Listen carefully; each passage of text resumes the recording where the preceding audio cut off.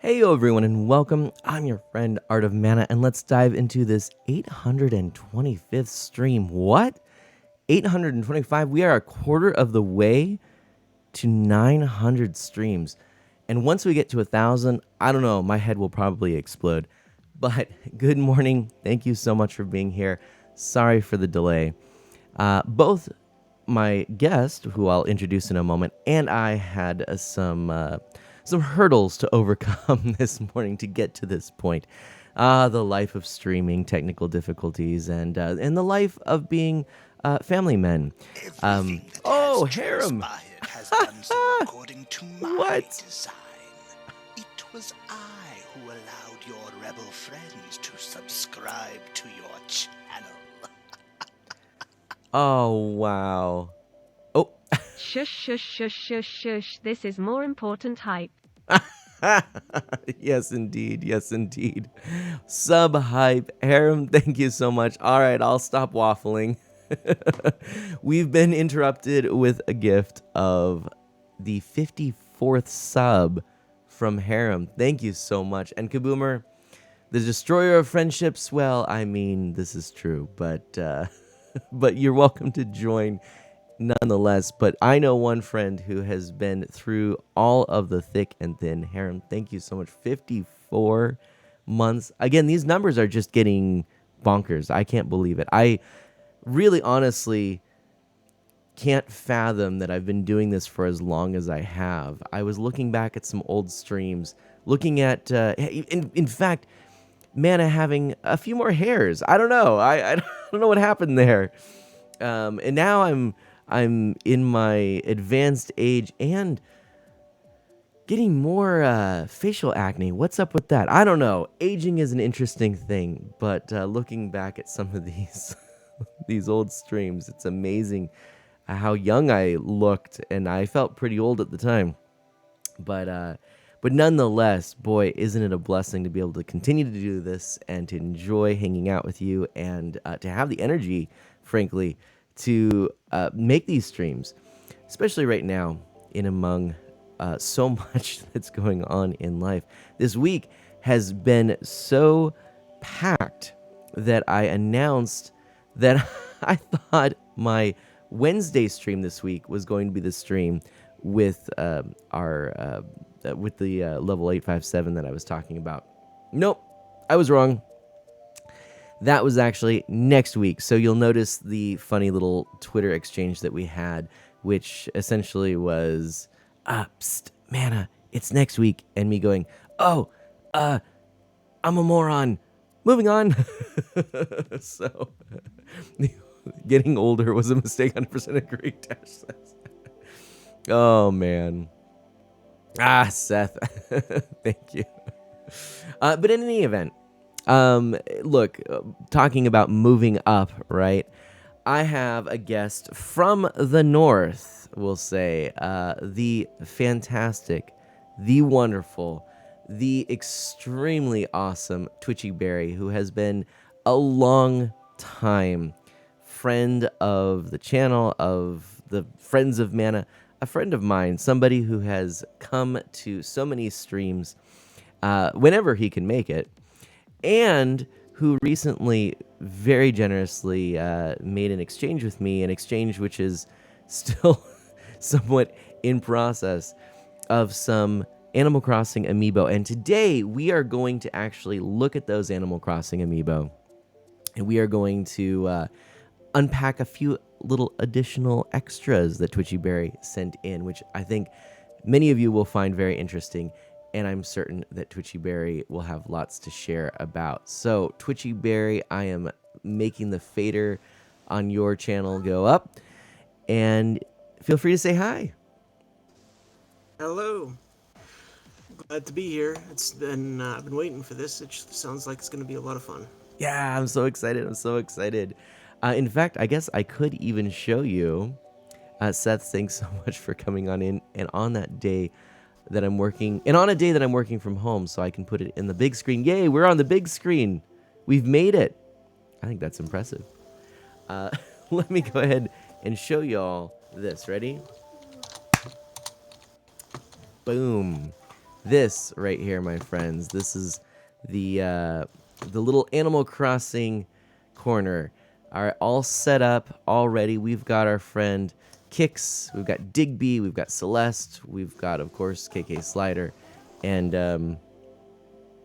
we've got all these lovely cards, lovely amiibo cards. We've got more to come, so stay tuned. This is on the desk, but before we dive into that, we're going to find a new home for Digby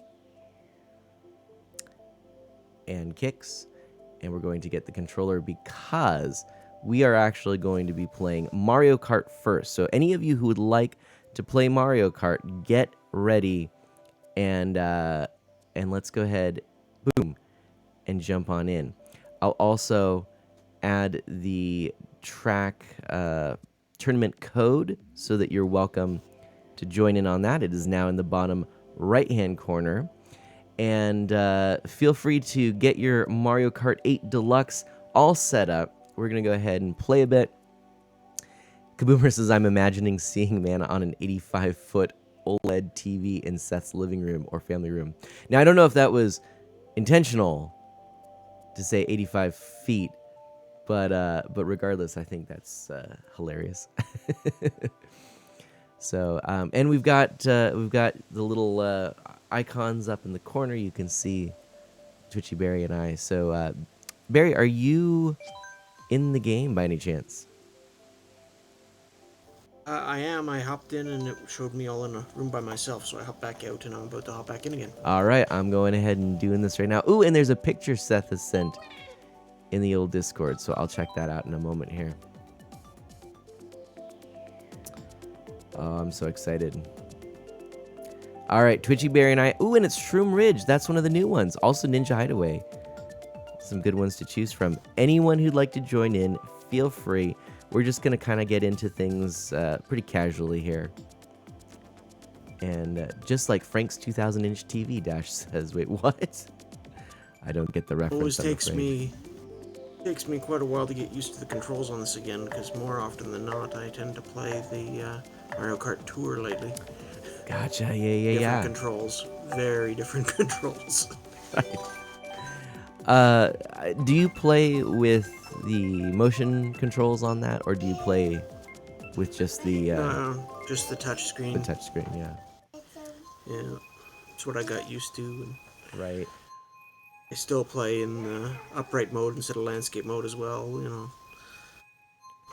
I prefer that as well, actually. I do go back and forth, but I thought I would like the horizontal, landscape mode. But I mean, it really is designed for that one finger control, and it's just a little bit more convenient with the single, or with the smaller screen. I can speak. I can play games and talk. Oh, but apparently not. Yeah, I know. Gone off the edge once. At the start, was pressing the wrong button for gas. Oh, no. The usual.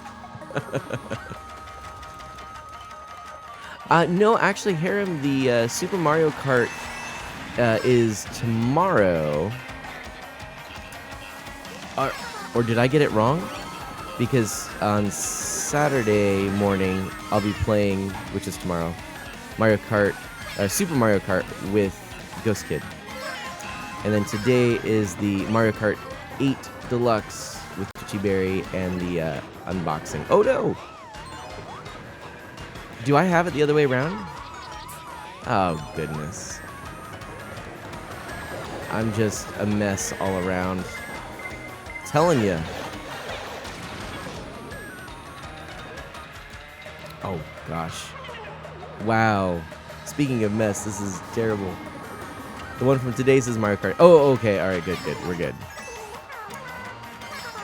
So, TwitchyBarry, what do you think of the new courses in Mario Kart 8? I think they picked some good ones. I like the fact that they brought in some of the stuff from Tour. I like some of the ones they brought back from the other courses.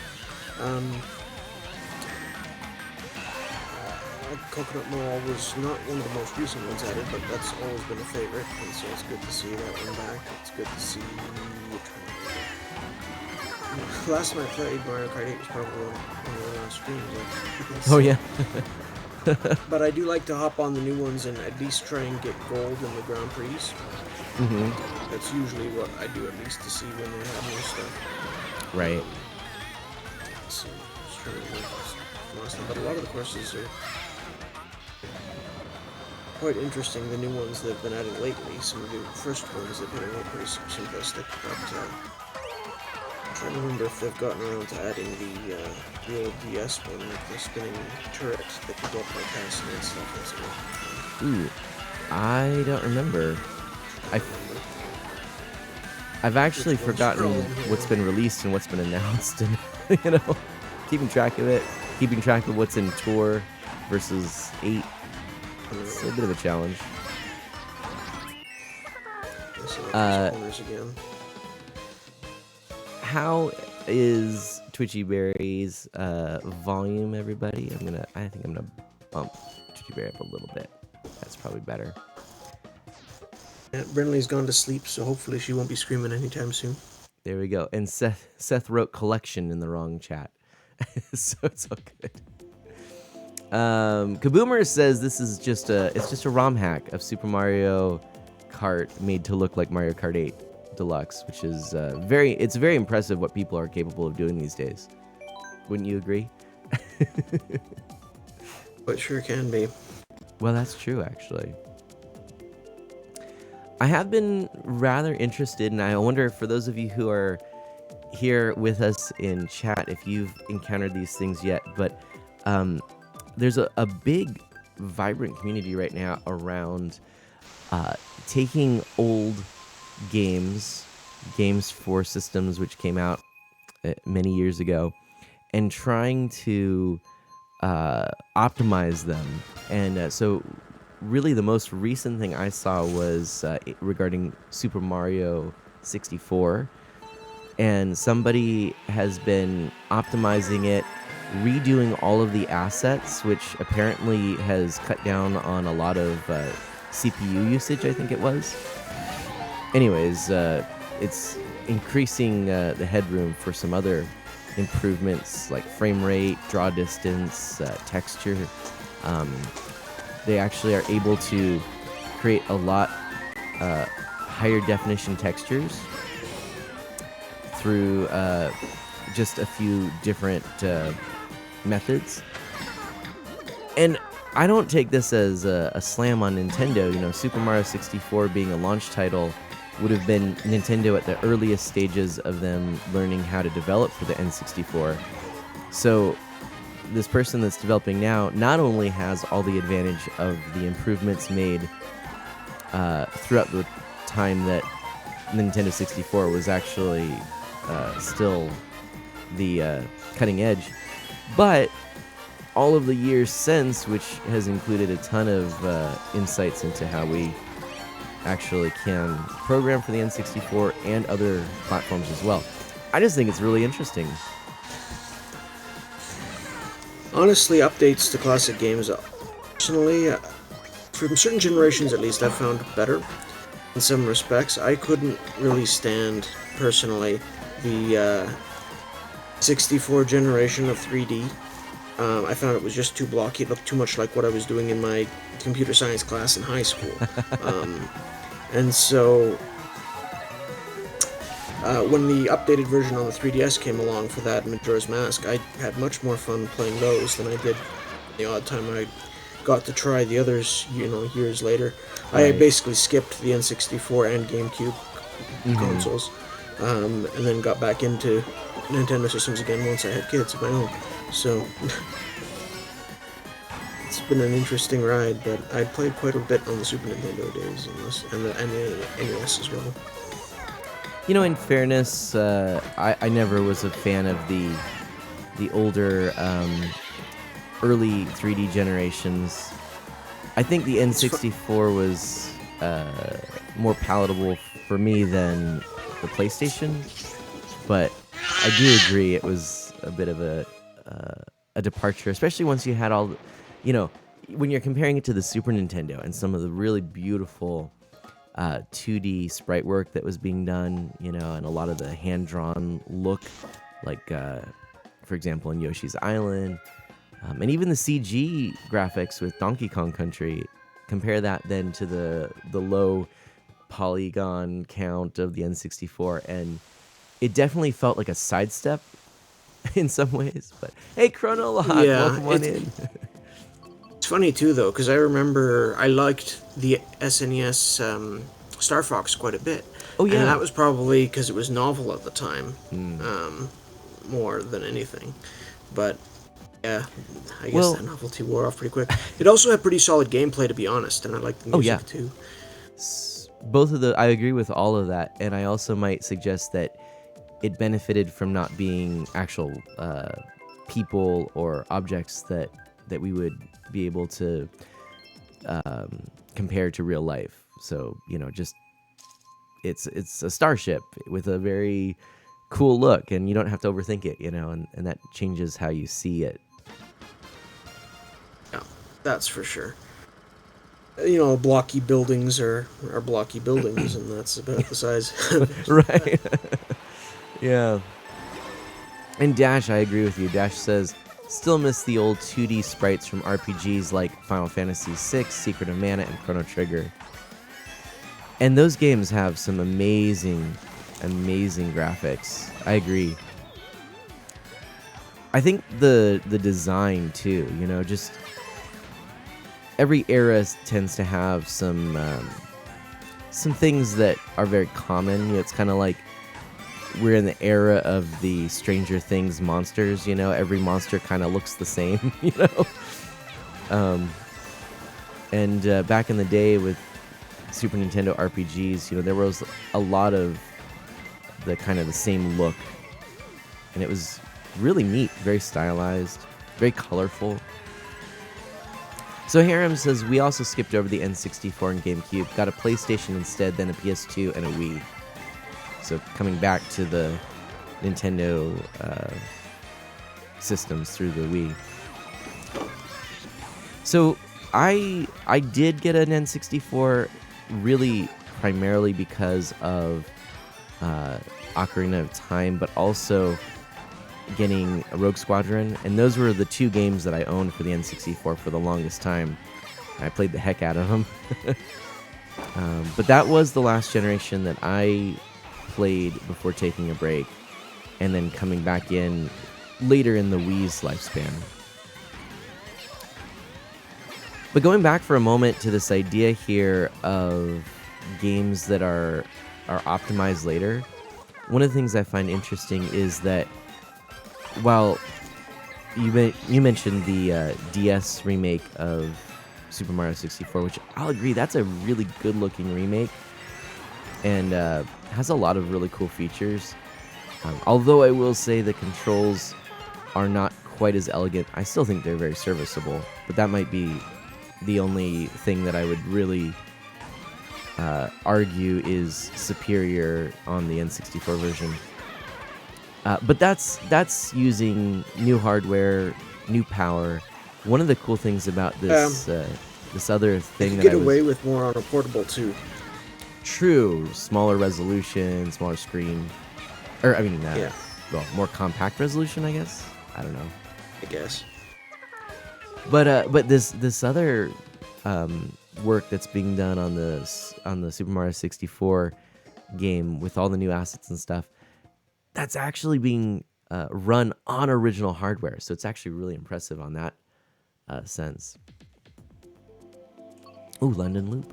I'm trying to remember, didn't I see some new games coming out for the SNES or NES as well that where people were trying to push what was possible there? You know, don't I remember wouldn't where be I saw that. surprised. Jays, welcome on in. How are you doing? Please. Feels bad, man. I missed the Sakaguchi RPGs too. That must have been one of the Square Enix folk, or I guess at the time Squaresoft, right? Dash says, then again, for me, the N64 blockiness is just what 3D was for the era. Show me the non-blocky 3D from the 90s. I don't think it existed yet. Well, Yeah, absolutely. but even though that was the standard, it still didn't mean it was appealing. Right. But interestingly, now there's all these games that are coming out which are going back to that as a style. And I think when you use that as a limitation now, even though it doesn't have to be, in some ways it's more appealing than it was originally. Can be. That's, that was sort of one of the advantages when they started with Minecraft. It was so blocky, and it allowed them to do more of the things, right? And so it was a style choice, but it also gave some technical benefits in terms of if you're building a world and things. A very good point. I didn't even think about that too. Yes, sometimes it's not just a stylistic choice, but actually allows for some actual gameplay and game ideas to be able to be executed.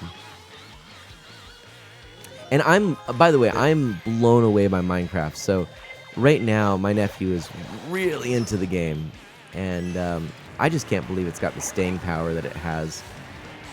I mean, we look back and think of Tetris and how big of an influence that was on gaming and how many units were sold. And now it's like Minecraft. Oh my gosh. Everybody talks about it. Everybody's well, sometimes playing it. a simple isn't always a bad thing, right? Yeah. Hey, and both are blocky games. Exactly. Maybe that's the trick. Make everything square and it works. Or a cube. Oh, you got me. Nice shot. Was that you with the red shell? Yeah, it was. Nice. Whoa! And you almost got me with the bomb. All right, like Jace bombs says much. up until like the PlayStation 2 games, Sakaguchi was best known for making Final Fantasy, but worked on a lot of other Square RPGs as well. And Dash says, lol, to each their own. I'm just reluctant to judge those games against an alternative that didn't exist at the time. No. If I could just clarify my own position, in no way am I saying those games were bad for their era. But I do remember at the time thinking, and I've shared this before, my vision of what was going to be the future of video games was a progression of the 2D gaming. And so my thought was, less and less of the jaggies, because on a CRT television, I didn't think about pixels so much. I just thought, oh, these games aren't smooth. The lines aren't smooth. Oh, you got me, Barry. Nice job. For the win. Oh, and then the blue shell. Just too late. Finally Nice job. 1-1. GG. That was good. Oh, man. That was a good race. You got me with so many items. That's funny. I got lucky getting red shells at the right time. Yeah. Oh, Yeah, luck does have a lot to do with this game sometimes, but don't discount your skill. Ooh, yay! And I think that's Jay's, if I'm not mistaken. But yeah, no. I used to think that the games that would come out in the future would look like Saturday morning cartoons, and so I think the best example of what I thought was going to be the next progression after the Super Nintendo would be Wario Land Shake It. Not familiar with that one, but oh, it's so good. It's on the Wii, and I bet you it's not that expensive. If you can pick up a secondhand copy, I would definitely recommend it. It's probably my favorite Wario game. Although I haven't played every single Wario Land. Yeah, Wario as a series 3 or 4. Been one of the more popular ones with my experience. Yeah. So you enjoy them? I've only tried a couple, and usually it's been more the what are they called? WarioWare? Yeah, little mini game one. Right. Yeah, WarioWare. But have you played any of the platforming Wario Land games? I believe I got Wario Land 4. Oh yeah. Part of the Ambassador program on 3DS. So I toyed with it, but I never got far into it, to be honest. Gotcha. Yeah. So Wario Land 4 is one of the ones I haven't played, but compared to several of the Wario Land games like Wario Land Virtual Boy and Shake It, it's really good. Ooh, Memory Martin, welcome. Thank you for that raid. Oh, we're being raided, everybody. Harem, could you give us a nice big old shout out for Memory Martin? And Seth agrees with us. Love the Shake It series. Oh, jeez, no. Haha, jeez. Oh, there we go. Come on. Oh, boy. Oh, I thought that was the last round. Last one. Oh, boy. Memory Martin playing Ori in the Blind Forest. Memory Martin right there. I hope that you are having a fantastic day, and I hope your stream went well, Memory Martin. Welcome aboard. If you'd like to play some Mario Kart 8 Deluxe, hop on in. The tournament is open. The profile picture of Mana Grazer says, Grazer's in the house. Welcome on in, my friend. Oh, no. So much stuff is happening. Oh, my gosh. Can't tell who's behind me. It's both Jays and Barry. Yeah, Jay's just took me out with a super horn. Oh, whew. Oh, my camera's frozen. Oh, dear. I don't know when that happened. Does anyone know when that happened? Hopefully it wasn't too recently. Like when the blooper hit. Oh, it was. Yeah, it was. That's funny. Well, all right. I'm going to go ahead and... Ooh, Rainbow Road. Yeah, that's the 3DS Rainbow Road. That's a new one. I'm going to go ahead and switch over to this while we're in this lobby. And again, welcome, Memory Martin. You beat the first dungeon and are making your way to the second. Fantastic. Welcome on in. You have not missed the Animal Crossing Amiibo unboxing yet. We're going to play some more Mario Kart and then dive into that. You're welcome to join in with the code right there. And I do have TwitchyBarry joining me, as you can see in the corner there. Oh, hello again. I remember back on the Super Nintendo, my favorite, I should say my most infamous least favorite course was Donut Plains 3, because it had that broken bridge that you had to hop just at the right moment to get over, or have a mushroom or something. It was very annoying. But when they remade it in Mario Kart 8, it became one of my favorite courses, just because different controls, different options, and they made a beautiful upgrade on what it looked like too. But it's funny how something can go from one of my least favorite courses to one of my favorites. Right. Yeah, I might even be tempted to agree with you. I mean, I always enjoyed it on the Super Nintendo, but I think it is better on this version.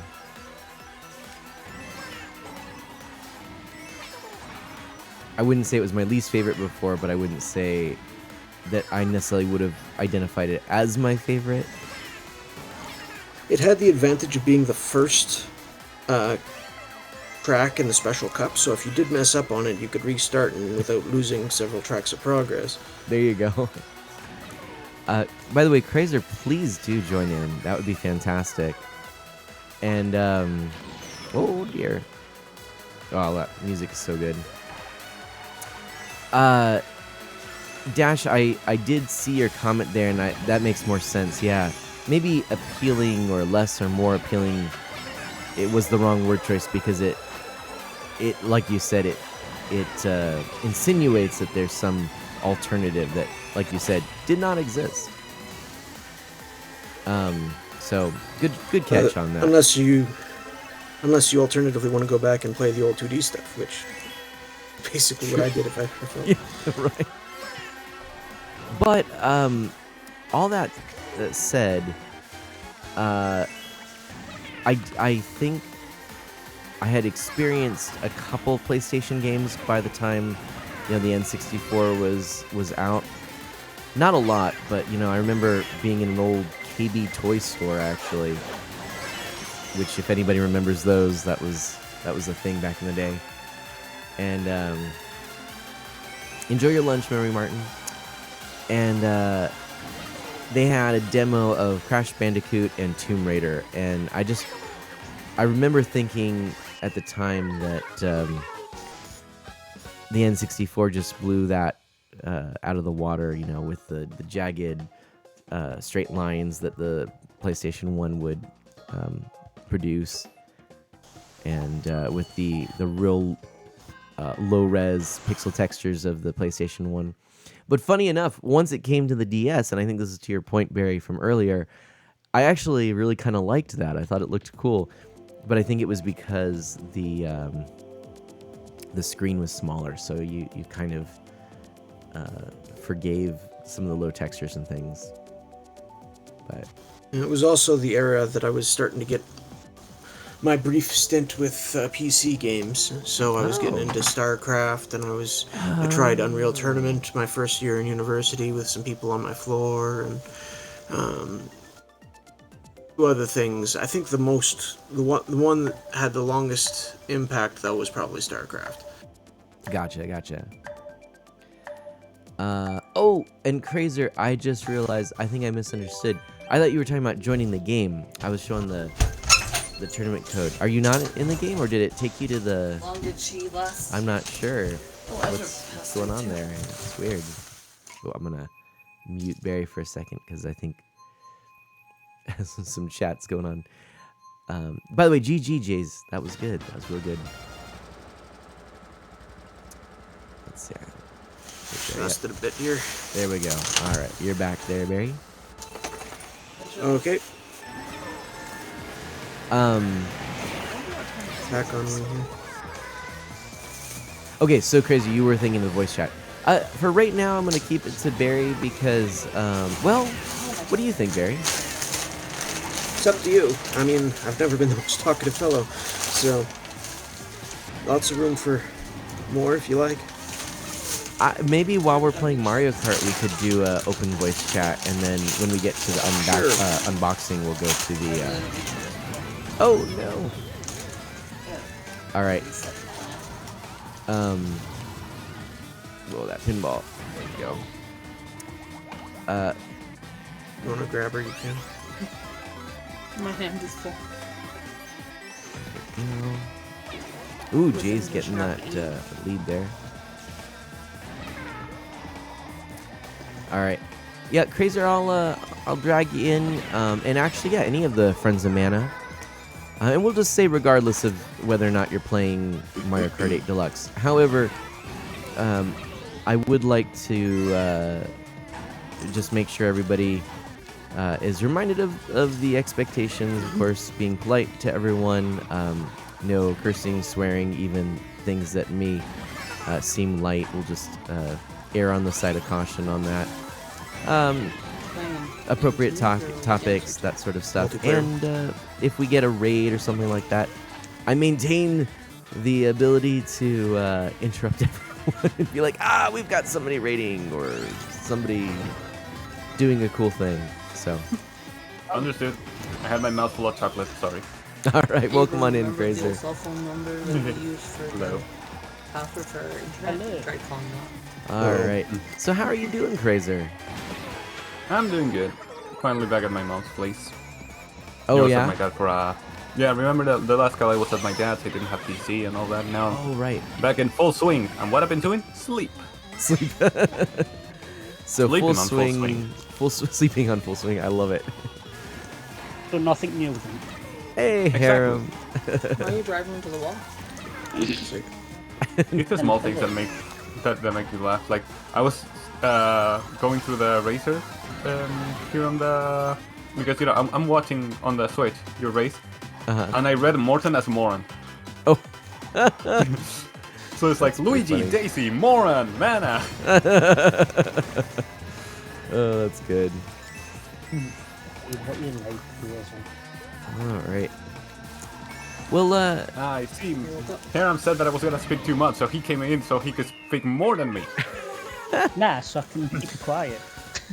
I think I've got to actually boost Harem a little bit of all things. Mm-hmm. Oh no, Harem's at 200%. Oh my goodness, Haram's. I'm at what percent? I have you at 200% on volume, Ah, wow. To go to the bathroom for a minute. but I can. Am I bump talking any this up. better because I've like moved my mic a bit? There we go. That's better. Yep. That's better. Good. Yep. Good, good. So, guys, what was the topic that you were talking about on the Mario Karts of old?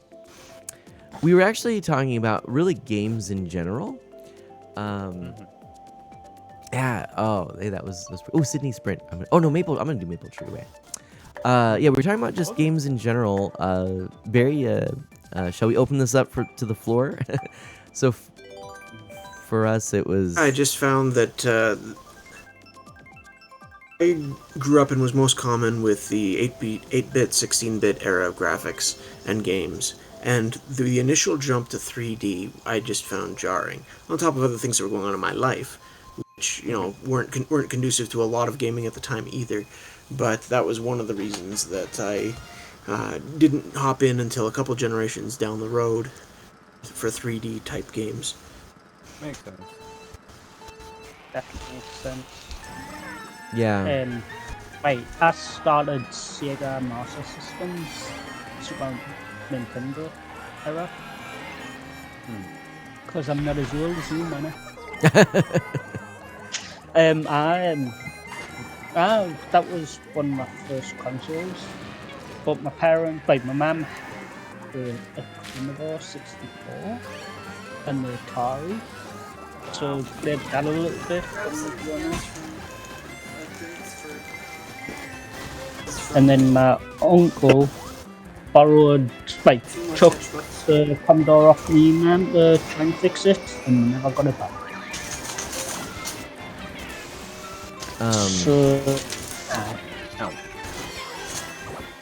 I remember I had a great uncle who was into electronics, and he had an old Atari or something with Pac-Man was one of my first exposures to games. Other than that, my aunt had one of those old systems that just plugged into the TV and had various sort of versions of games where they took Pong and turned it into soccer or hockey or other, I remember something like that.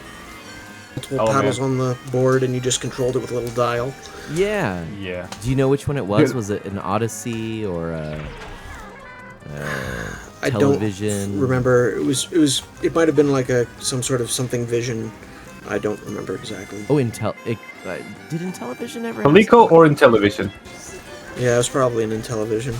Yeah, I don't remember if I Intellivision remember had one- Pong style ones, but I remember one of them at middle school, because the school had one, and that was like go-to thing. And then when I was leaving, They got the N64. Like a Oh, year really? or two after, a year or two before I was running League, they got a 64. Mm-hmm.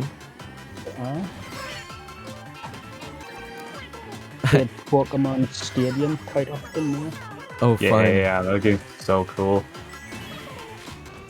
It's kind of funny. I was trying to adjust the audio, and so I was playing with one hand, and so all of a sudden I'm in 11th place. Oh my goodness. I'm like, because if I just let go of the controller, it'll time me out, and that's a big mess. So. Yeah. Hey, what up, John? There's plenty of room. Please join in, and you're welcome to join in the voice chat as well if you'd like. Yeah. The tournament code is down in the bottom, and there is room.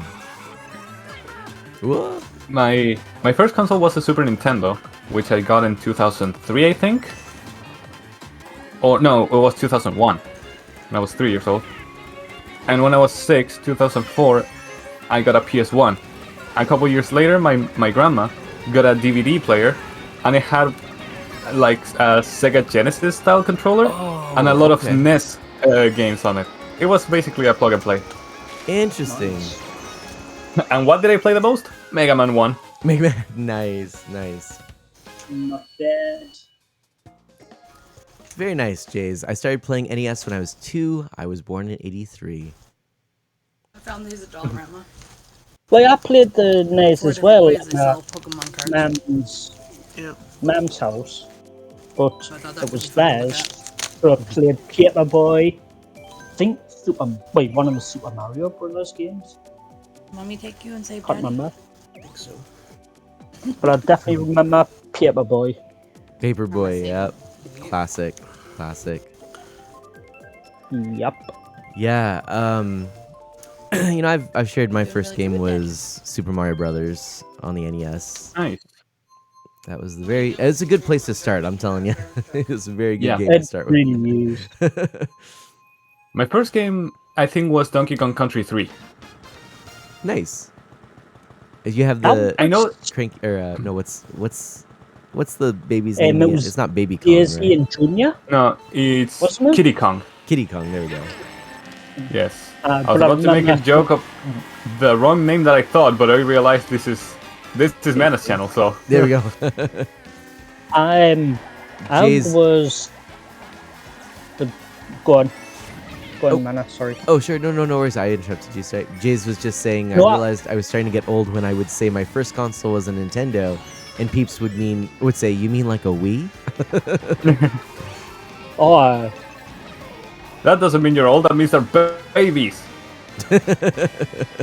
says Yeah. the baby that's in the chat. Oh!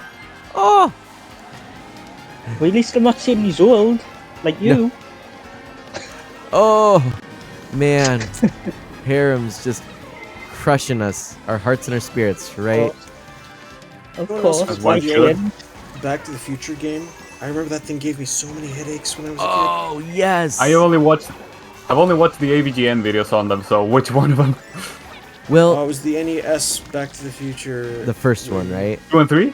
Or 1 and 2? They never did 1 I and just- 2. Oh, they the just said the one. LJN one! Yeah. The The one, the- the top So down where you're going through the city and it's an auto scroller and you have to try and collect a skateboard you get to hit bees the, with bowling balls. And then you get to this Yeah. place where you gotta hit bullies coming into the cafe with shakes. Right? Yeah. And then It's you get such a weird catching the game. notes while playing a super sped up version of Johnny Be Good. Yeah. Did enjoy the skateboard sections when you could finally get a skateboard and start Right. throwing bowling balls. You know, it was fun. It didn't have a lot to do with the movie. No. Of course. And then I'd always get to that first shake section. I never ever got past it. Yeah. You know Even something with that I always specials, found even with Game Genie, even with that, I could not get past it. It's hard. something I always found funny of that mini game, or that part of the game, that stage, is that whenever you fail and a bully gets to the counter, he stands there like for like 5 seconds before he gets you. I'm rocking this too. It's like Streets of Rage Rocking like you're style, holding the baby. because you can be fighting them and Not then to be they sorry, I'm just stand wondering there if it's because I'm standing with you. Beside you. and then fight them again. Oh, I'm sorry. What was that? That's the fighting part on Back to the Future. It's like the Streets of Rage games because they can just come into the screen and just stand there for a few seconds. and then they start moving towards you to fight. Was it? I don't. Oh, you're right. Yeah, like the bullies and stuff. They would be. I Up think it in- was just habit. You see somebody rocking, you rock along. I don't remember. I think Streets of Rage was like that because that's like one of the first beat 'em up games I played, apart from like Mortal Kombat and Street Fighter. You might be right. I'm not sure. You know, What's that those were pack so when it long comes? ago. I don't know. Oh, Jay says my favorite NES game is Bubble Bobble because I used to play it with my mom. I'm telling you, Tetris for me, that was what I played with my mom, and then I played Rad Racer with my dad, and those two games hold a very special place in my heart for those reasons, or in part for those reasons. They're also really good games. Tetris and Dr. Mario. Nice. The only game I remember playing with my parents on the NES was we had a copy of Wheel of Fortune. Yes, which was a I remember three-player. playing that too. The Once to Be a Millionaire on the PS1. Where you played that with like the whole family. Which one? I don't here? know if it was Who Wants to Be a Millionaire? Oh yeah. But I want to get back to something TwitchyBarry said. Was it indeed 3-player? Was it like a pass the controller style 3-player? Is that what it was? Yeah, it was past the Yeah. controller. It must have been because that's all we had. But Right. Oh, I forgot that. Wow. Yeah, I legitimately forgot that it was supporting 3 players, which makes a lot of sense because you know the game itself is three players. But oh darn. The music in this stage is really good, by the way. Try and raise that up a We little have bit. the audio on. The Sydney, Australia. P. Sherman. What was the rest? Say what now? P. Sherman, Wallaby Street, 42, Sydney? Oh, is that what it was? I In think so. Rocky and Bullwinkle? I mean, no, he's on no, that's Nemo. Finding Nemo. Oh, never mind. I know it in Spanish, that's why I have trouble, because it's P. Sherman, Calle Wallaby, 42, Sydney. Yeah, Nice. We've got people from all over the world. We've got someone from Europe. We've got someone from South America. We've got Hello. we've got someone from. Actually, sorry. Yeah, I just realized I misspoke. And we've got somebody from Canada and the United States and North America, or several people from the United States. Someone from Canada. Oh, Animate Barrel! Animate Barrel has to work. But slap down the Unidab sticker. I even missed that somehow. I don't know how I did. I was right. Stickers. It's time for Navi. Animate Barrel. It's all right. Oh, I'm listening now. I'm listening. Oh no. I did it. I saved the stream.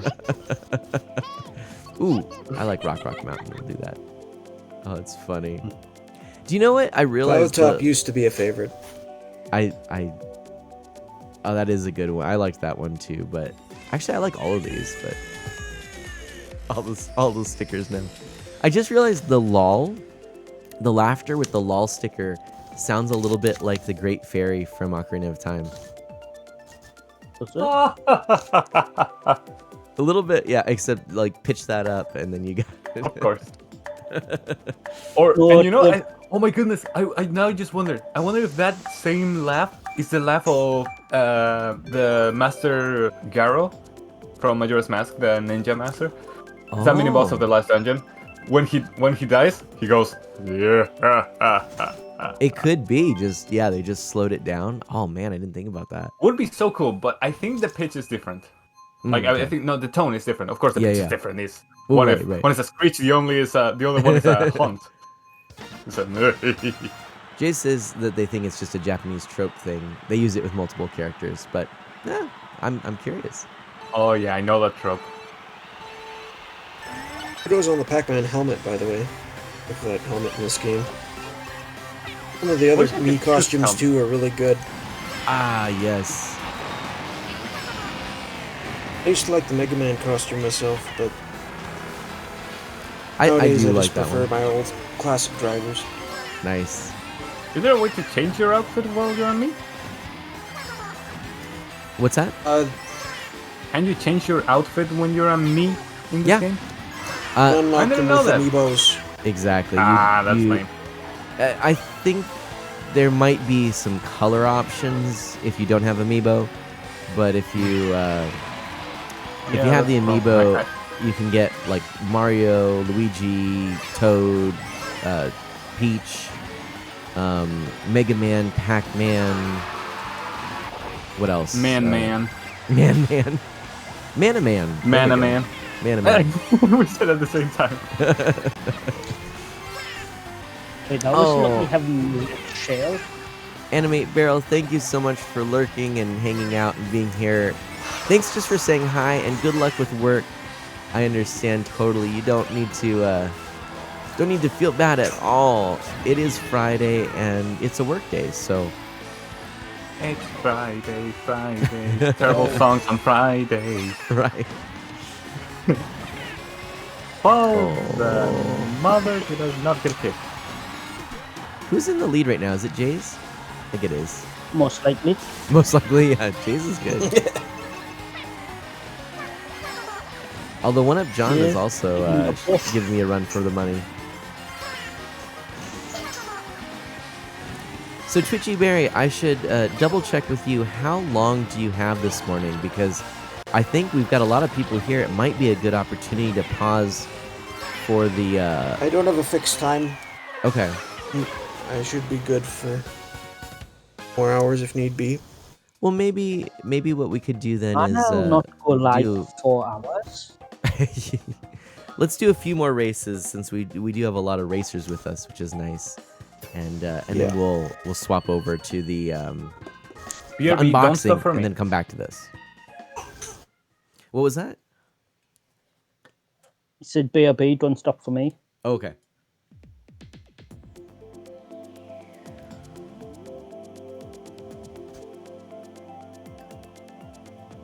So, for anyone who's new around here, feel free to join in.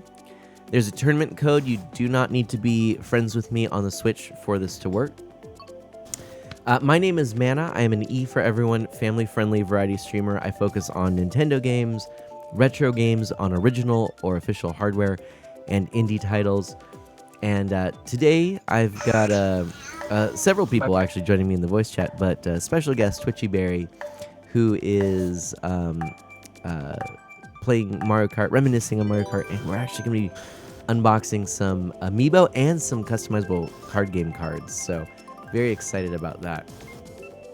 And so after a few more courses, I think we'll jump into that and then come back to Mario Kart for a bit.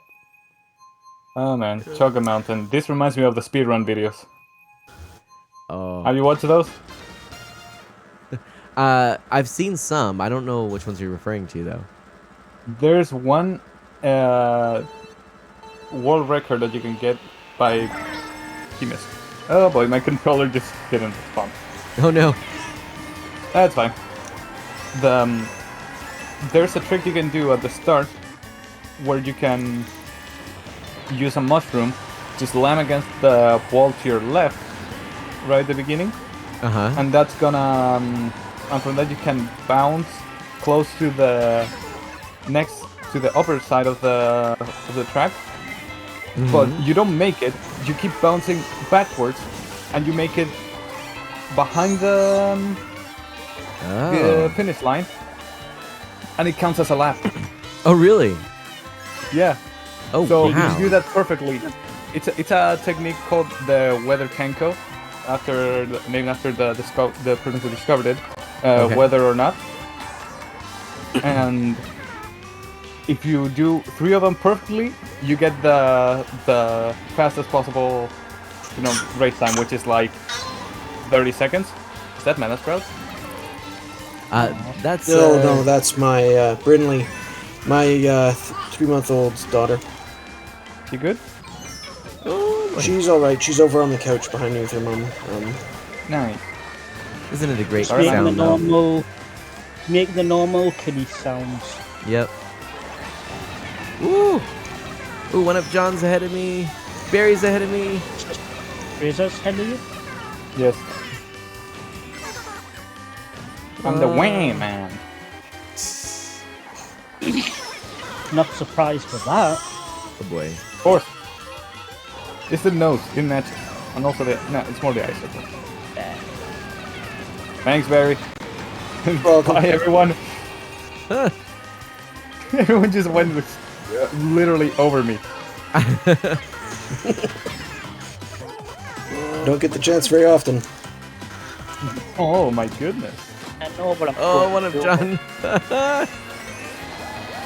Oh no, one of John. Oh, While this you is not gonna go well.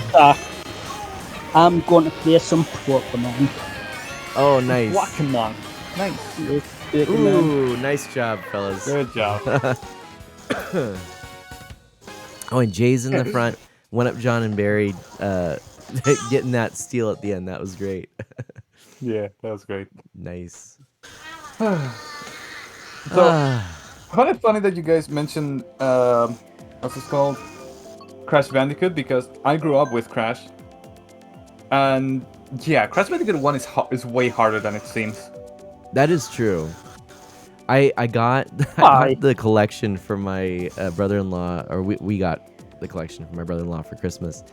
And he texted me. He's like, he was all excited. Oh, yeah, I've wanted this game, you know, the remasters. And he texted me. He's like, I hate this game. He's like, I'm playing this for like 3 hours, and I'm like 2 levels in. And I'm like, okay, I need to say something. The thing is that Crash Bandicoot 1 got remastered. All the levels got very well recreated, but the mechanics are from Crash Bandicoot 2 and 3 with a different hitbox, so everything's off. Oh, really? The game was not designed for that engine. Interesting. Yeah, because I 100%ed Crash Bandicoot 1 on the Insane Trilogy. So no wonder it's a lot harder. Yeah, can you explain that a little bit more? So is it just the first game? Yeah, let me explain. The thing is that the first game on the PS1 has a different engine than Crash Bandicoot 2 and 3. Okay. And this involves the level design because you know how because Crash has many more moves in 2 and 3. Right. So Crash Bandicoot 1 has more basic platforming levels, but they're much more tight because you know it's all it relies on.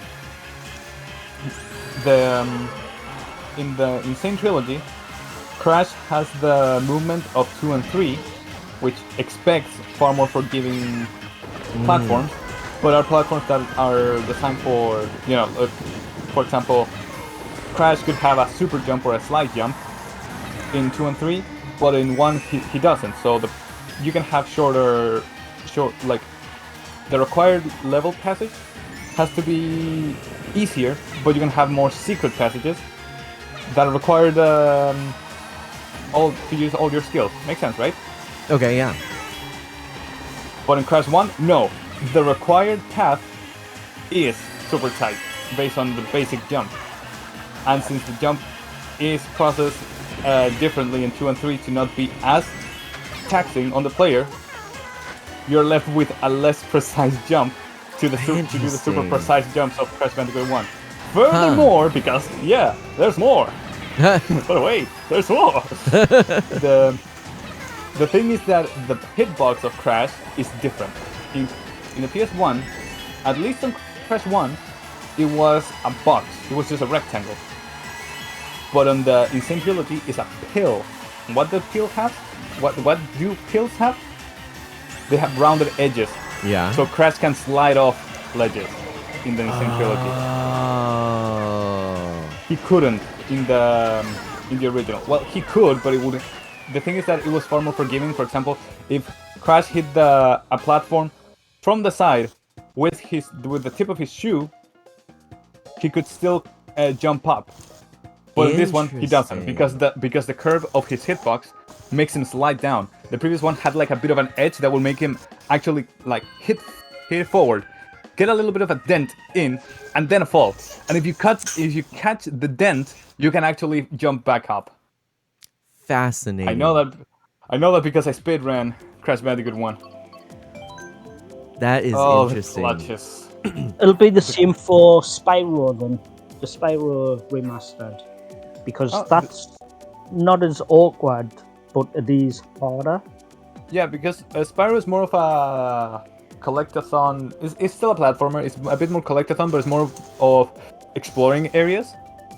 Crash Bandicoot, no, it's just everything is jumping and spinning. True. I gotta say this: the Insane Trilogy is a bit more janky, but it's easier than the original. Okay.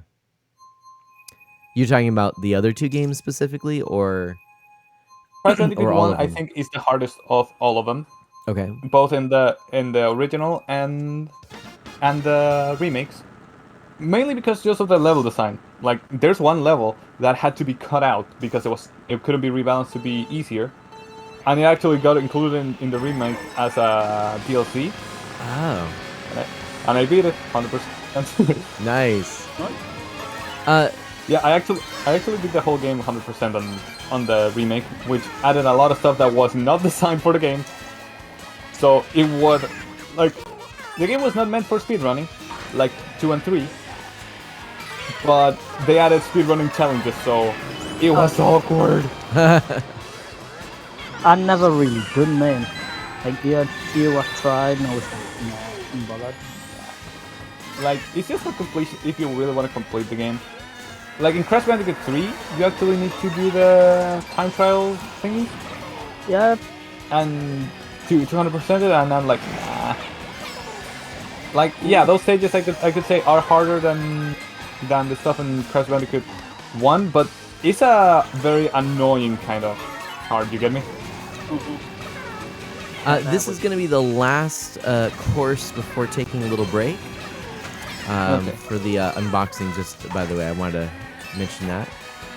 And then we'll hop back in for some more races. But if anyone wants to continue while TwitchyBarry and I do the unboxing, and if you want to continue playing in the tournament, feel free.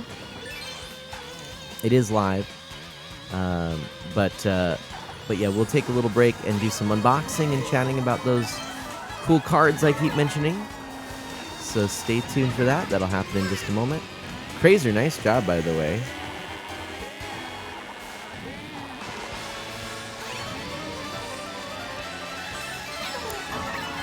Oh, I missed that mushroom.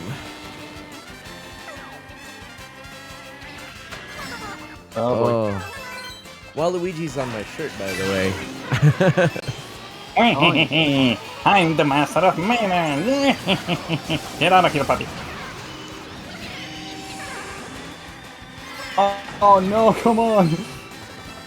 The first diamond was activated, but by the time you activated the third one, it turned off. Smash into the pedestal. Oh, that's funny. I mean, that's terrible. Sorry. Horrible. Yeah, sure. Yeah, sure. The debate of mana. Don't Yeah, act so like sad. you're not proud of yourself. So sad. Sorry. Yeah, I didn't mean for that to happen there. So sad. I like to play Despacito. All the memes. Eric, how's it going? CMDRE Eric Sprax is here in the house. Welcome on in. Heyo, long time no see, man. It has been a while. What is up? How are you? How are things going? Anyone who wants to hazard a guess on where my little icon came from, I just thought that's pretty obscure days. From back in the days of the heights of Mies. The heights of You got Mies. some weird names on the way. Miitomo. Yeah, you grabbed that pretty quick. I love Miitomo. That was the best. Oh, man. By the way, Eric here. Hey, Kimball Donald's here too, working at the moment, but I gotta stop by and say hi and lurk. Thank you so much. I'm gonna back out here. Push the B button. Leave the group. I do miss Miitomo as well. But yeah, Eric, another stream. We've got a lot of streamers in here. Seth Haskell, Kimball Donald, Eric, Dash Magnum. A lot of wonderful people and good quality content creators, family friendly, a lot of them. Kimball Donald, member of Family Friendly Live. Got to give a shout out to that, to the Twitch team that I'm a part of. A lot of wonderful creators there that are good, clean fun, and very entertaining and very community minded. So, and then there's there. Grazer. And then there's Crazer. I don't know what to do. I don't know what to do with that, but that's perfect. So the thing is that, like, for all the family-friendly folks and everything, and then there's Grazer. And then there's Crazer. I don't know if we still have Seth Haskell in the channel or not. Seth is probably also doing a bit of work whilst chatting and hanging out here, but I'm gonna go ahead and showcase something here. He sent something in the Discord server, and so we're gonna take a look at it. And I think it's just kind of fun. All right, here we go. Oh, for showcase. Oh no, stun tank. There's that.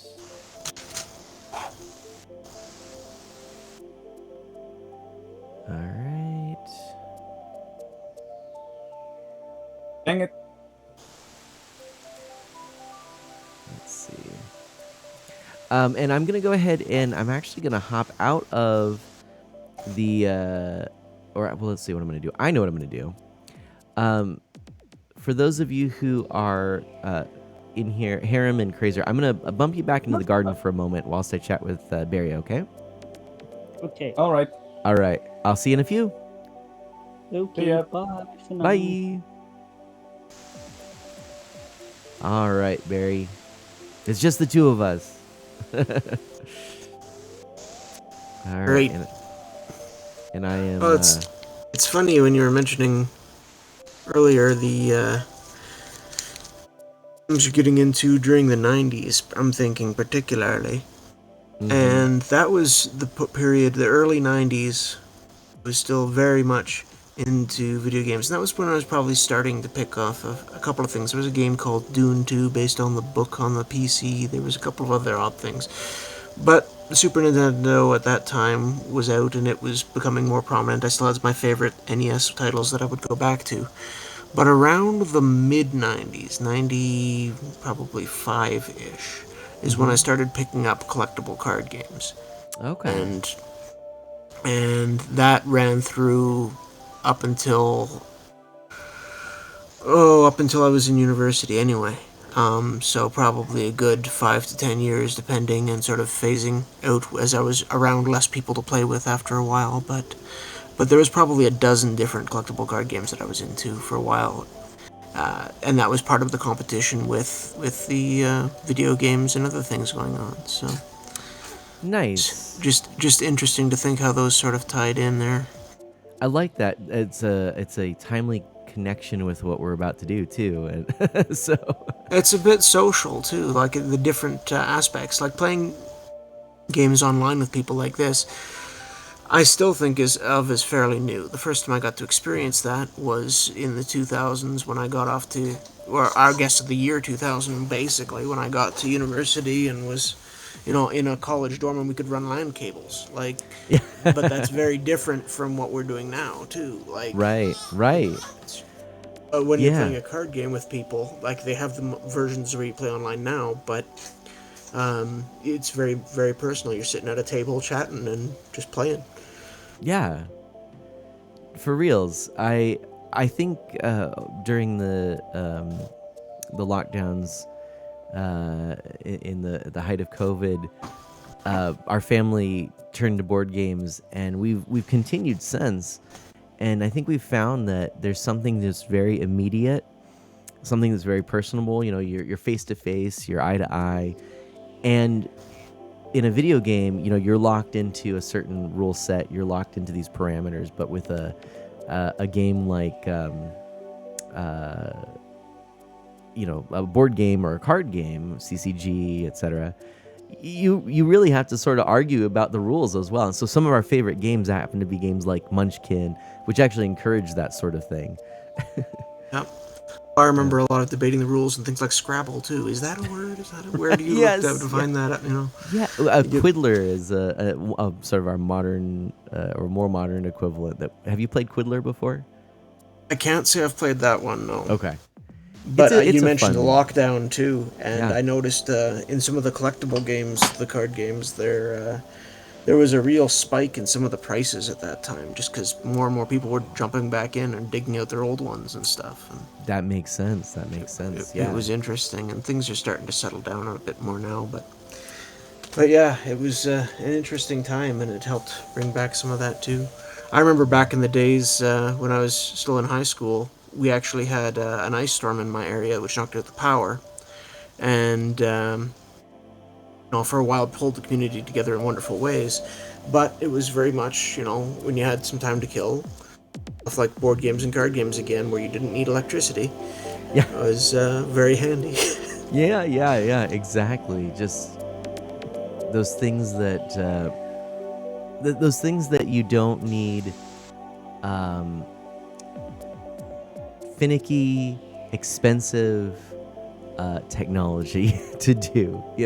There's something to be said about it. For as much as technology has its advantages, there's something very very real about the tactile sense of going through cards and the little pieces, the cardboard pieces of a game, the chits and all that stuff. And it lends itself to sort of the full experience. It's all the senses. A couple of my kids are starting to learn chess now too. Again, a similar thing. Nice. Yeah. Different skills, different critical thinking, approach to certain things.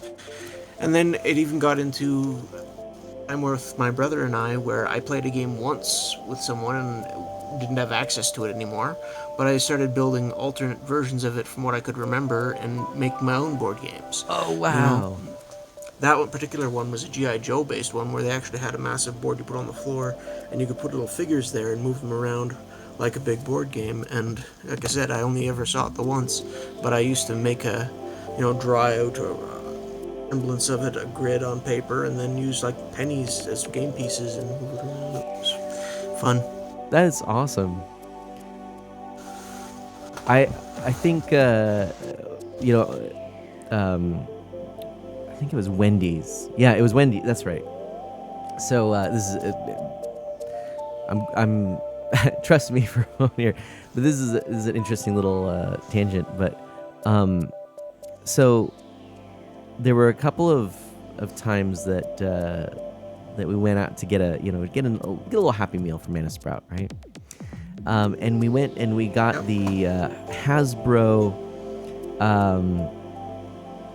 She got the Hasbro board game toys from McDonald's. So if you're not familiar, these are like paper craft, simplified versions of some classic Hasbro games. Jenga and Operation, etc. Stuff like that. And they were all right. It was like whatever.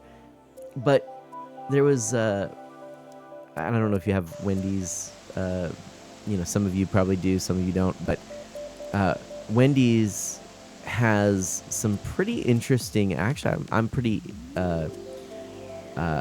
pleased with them. Kids' toys, because what they do is they try to do things that are not branded, not a lot of plastic. They tend to be, more something that you have to be hands-on with. You have to either build or something like a game that you actually put together. And so they actually had several like board games that you would actually piece together. And we actually had a lot more fun with that than we did with the Hasbro, officially licensed games that are classic games. So it's kind of cool. And what John, shoot, I'm starting to crave a Wendy's burger right now. I remember a couple of the classics that stood out to me when I was young, like late 80s. They came out with one called Fireball Island, which had a massive sculpted board. It was shaped like a hill, and you had to make your way up the hill and get the jewel and then escape from this like volcano fireball spitting thing at the top. And it was just very interactive in that way. And then later on, things like Hero Quest is a very popular one that they've actually re-released the last couple of years, which, you could build your own dungeons and stuff. That one was a lot of fun. And one that I discovered later on when I got to university and then brought back to some of my friends back home was Robo Rally, and that was little robots getting around a factory as a sort of a race game, but it had interaction with lasers and weapons, and you had to watch out for conveyor belts and crushers and all kinds of things. And you coded, basically. You got a dealt a hand of cards, turn left, turn right, U-turn, move forward, move back, various speeds, and you had to lay out your code for 5 turns, how you wanted your robot to go. Everyone did this, and then something would happen unexpected and your planned course would get altered and off you'd go in some other, into a pit or something, or just trapped into a corner. It was interesting, and it got you thinking about, planning these steps ahead, what could happen that would alter it, all these different ways of thinking. I'm a big fan of now the different systems that are there, the mechanics, but I especially love when there's a good theme to it, and that the mechanics actually support the story or the narrative of the game. And so one of the games that I've really enjoyed lately is Root. We've been playing that one, and it's got just a really great asymmetrical gameplay, which that's a whole other thing that I'm now just starting to venture into, and it's where everybody has their own set of rules that they're following, and yet what it is that you're these different factions of woodland creatures, each with their own goals and objectives, and you're all in the forest, and you're trying to sort of navigate and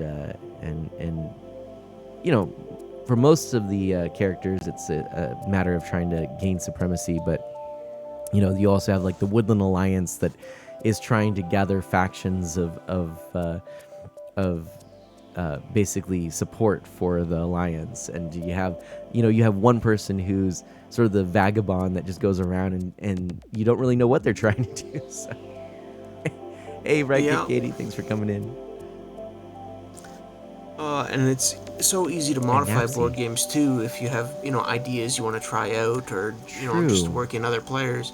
I remember another one that I ran into was a Lord of the Rings one, which was 2 to 5 players, and you each got a hobbit to control. The 4 main ones plus what was it, Fatty Bolger? Yeah. Never got out of the book, unfortunately, but this was before the movies came out. The game was designed, and so you could play that, and it was a cooperative game where you were all trying to get together to the goal. And one time we had an extra player who was familiar with the game, and a lot of us were new, and he sort of took up running the game and played as Sauron. And so he would give us all kinds of, advice, which you had to sort, because sometimes, oh yes, use the ring, you can get past that, it'll be an extra, risky throw, but, you should do that, just try to trick us. And, That's so funny. Ooh, Seth says, I've been playing a board game called My Father's Work, where you play as a mad scientist and their descendants. Super fun. I saw you, I think it was on Twitter, post a picture of you and Kensei Zero playing that, and it looked really interesting. And I looked into the game a little bit. It seems like it builds every time you play. Is that correct? Anyway, well, listen, I'm gonna clap my hands. Boom. And now we've got the desk revealed, and we're ready to showcase some things. Ooh, all the things. Oops, if I actually push the right buttons, that would be beneficial. Oh, I found a hotkey for hiding everything on my screen. Go, man, and go. Let me get my my chat back up. There we go. All right. And speaking of Seth Haskell, since Seth is here, I think I will show something really, really quickly here. Let me first go over here and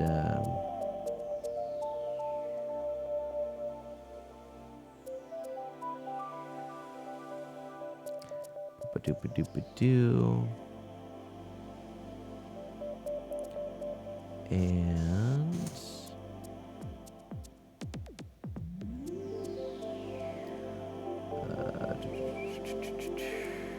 there we go. All right. So this, friends, is this right here is Seth Haskell's setup. As you can see, Seth is enjoying some large, in the actually almost life-size mana from the looks of it. This is my home office, Seth says. That looks so good. I really impressed. That's the new basement renovation, isn't that correct? But it looks terrific. Giant monitor. Yeah, Harem. It's a lovely setup, Dash says. It's impressive too. I could do that too, Harem says. That's really cool. I like that a lot. Now I wonder, is that a TCL TV? It seems awfully similar to the TV we have, but I don't know if it's the same thing. Has Mana been drinking water? I can't tell, right? Katie says. All right, I'll go ahead and get this. But that looks so good. That looks really, really good. So, thank you for sharing that, Seth. I'll drink something. It's a Samsung. Okay.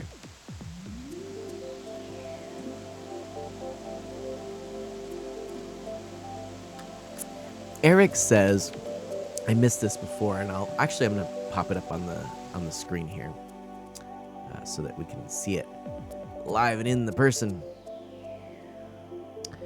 So Eric says, we do a family game every Friday night where my brother, kids, and a couple of friends who are basically family all get together to play Magic the Gathering. The older of my kids is 19 and has been playing with us since he was 11. My younger son will be 10 on Tuesday and just recently started coming so he can watch, and we play Pokemon TCG with him too. I love that. And I just played a game actually with my nephew a couple of game nights ago. It's a Minecraft game, and that was super cool. So I mean, there's just a lot of neat things that are out there now, and it's pretty exciting. So yeah, Magic the Gathering's been one of the big popular ones. I was into that for a long time too. It's probably one of the most long-running ones that I was involved with. It sort of fizzled and phased out about 10-12 years ago for me, but yeah, it's a really neat game in terms of the number of options it gives you. It's easy to pick up and learn and build a deck with whatever you've got. I actually got into Magic much later, but I knew of it. And what was kind of funny is that when I first got into card games, CCGs, it was really with two games in particular, and maybe we start with some of this. The two games in particular, the second of the two that I played and tried to learn was Middle-earth, the CCG, which is based on The Lord of the Rings and Tolkien's Middle-earth, of course. And it has wonderful original artwork, and this was all before the films ever came out. So, you know, it was artist interpretations without any sort of thoughts to the Peter Jackson look and feel. Although Arthur Rackham, who was one of the artists who worked as an art director on the Lord of the Rings films, did contribute some artwork for those cards. But that game, that CCG, has a rule book that is, I believe, 75 pages long. And that's their abbreviated rule book. They have a longer one as still. And so I remember trying to learn this game with my friend. We were both really into Lord of the Rings, and it was so difficult. And I got this impression that CCGs just must be this difficult, because the first CCG I ever played was this,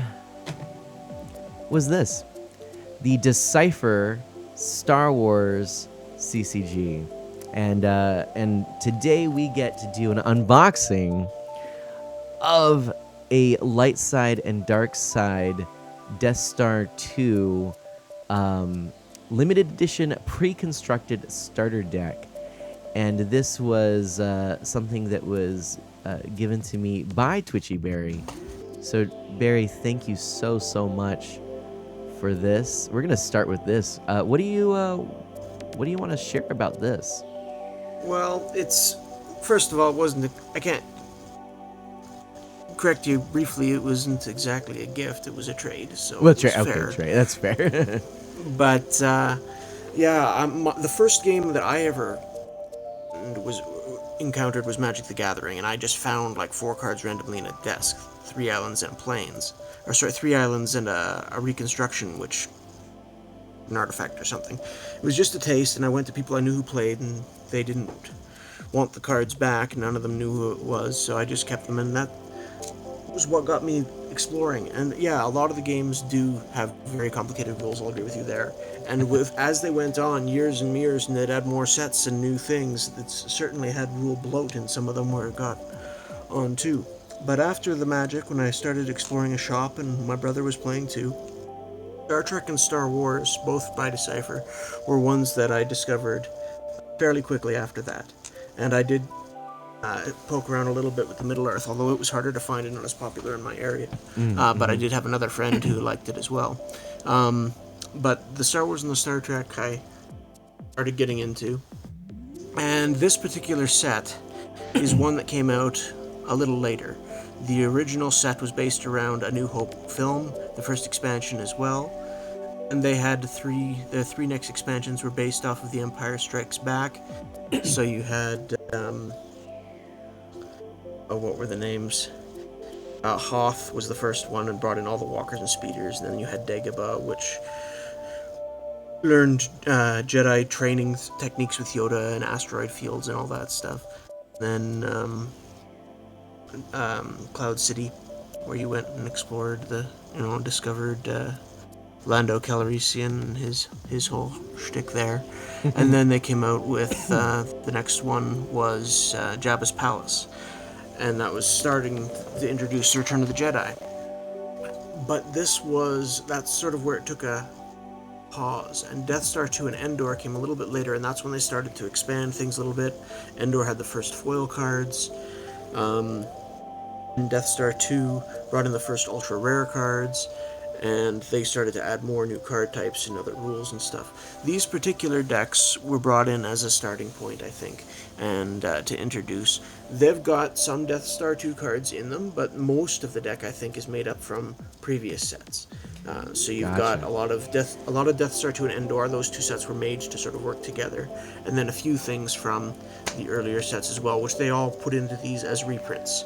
So, if you're checking the dates on the cards, you see that, an original black bordered X-Wing, for example, would have been printed in 1995. These are from, I believe, 2000, 99, I forget exactly. I think these ones are 2000. And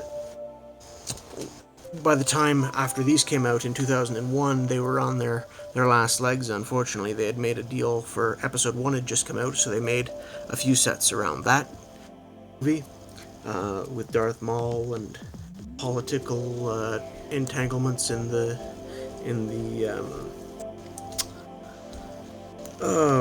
what do they call it? The Senate Hall on Coruscant and everything like this. Some interesting stuff they added, but unfortunately the license for Star Wars got passed on to a different company, actually, Wizards of the Coast, the same one that makes Magic the Gathering. And so they started making their own Star Trek game, or Star Wars game, I should say, which didn't do as well. And this game, which had been in the top 2 or 3, rivaling the popularity of Magic the Gathering and even Pokemon when it was first introduced, sort of slipped away when they couldn't print anymore. But it's an interesting game, and one thing that I like it about a lot of other games which require dice and other elements was with this game you didn't have to worry about side decks like you did with Star Trek. You didn't have to worry about the dice or pen and paper to remember your life total. It was all handled with the cards themselves, and your deck was your life source, and when you ran out of cards in your deck, you were done. It was a very self-contained, handy game like that. Ah, yes. That was the good starting point there. This was those my... versions. Those versions of Luke and Vader were a little bit nerfed, so they weren't as strong and playable as people had hoped. But I know a few people who just made house rules and said just ignore the text and just play with it with the numbers. Well, I this is how I learned. It was did my audio? I feel like my audio just got really low, but I'm not sure.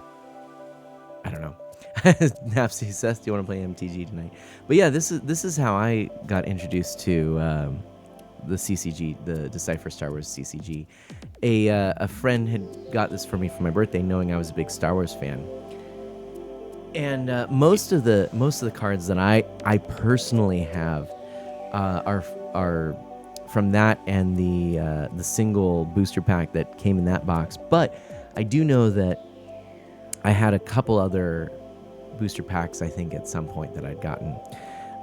However, Bestie of Mana has a huge collection of these cards, and so we've gone through them at different times, and we actually have gone back trying to relearn the game with the box that I have, that set, because it's designed to introduce the game to you.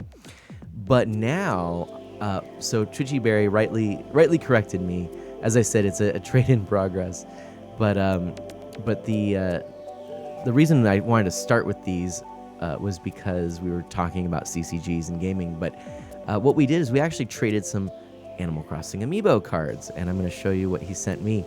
But I had a bunch of the missing cards that I had as duplicates that TwitchyBarry was missing, and so I kind of consider this still a gift, though, because I was just expecting a trade of Animal Crossing amiibo cards, and he goes, "Hey, I have a couple of these, unopened starter decks," and I was like, "Dude, if you're offering, I'll say yeah." So anyway, I thought it was really exciting. Maybe because I was almost more excited to get these than the amiibo,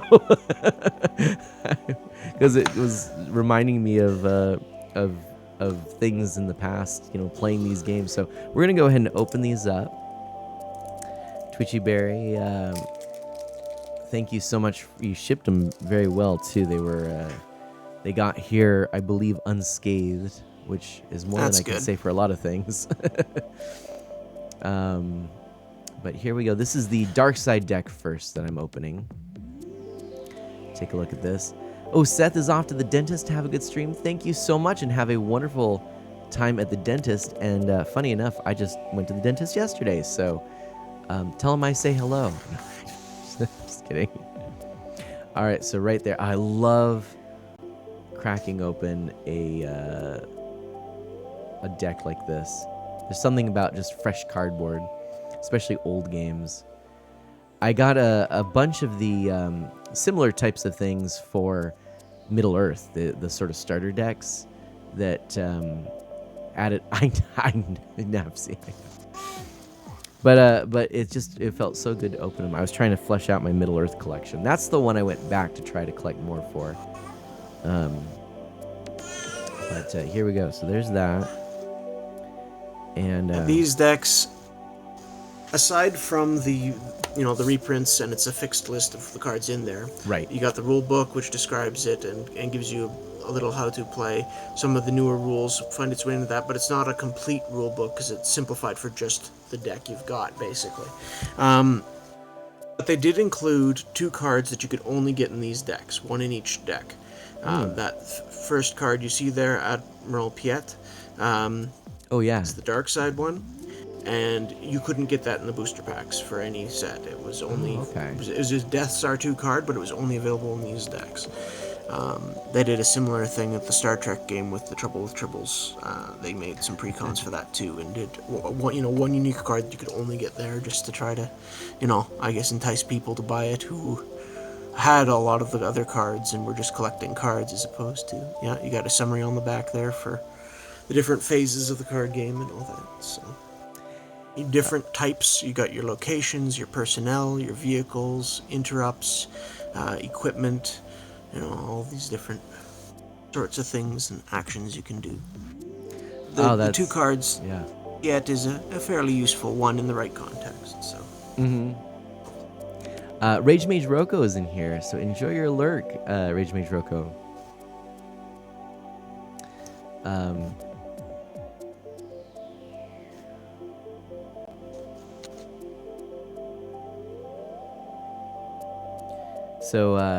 So anyway, bottom man. Oh, nice, very nice bottom man. So we're gonna look through these here.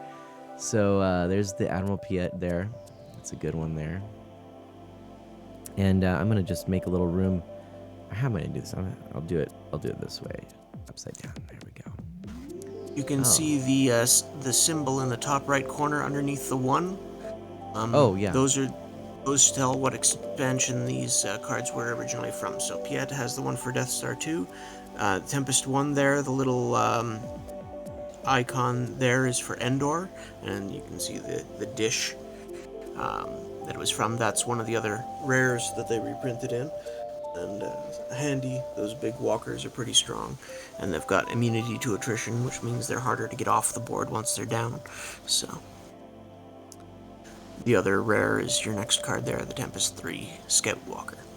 This is reminding me that when I was younger and I first started getting into these games, one of the things that I did was I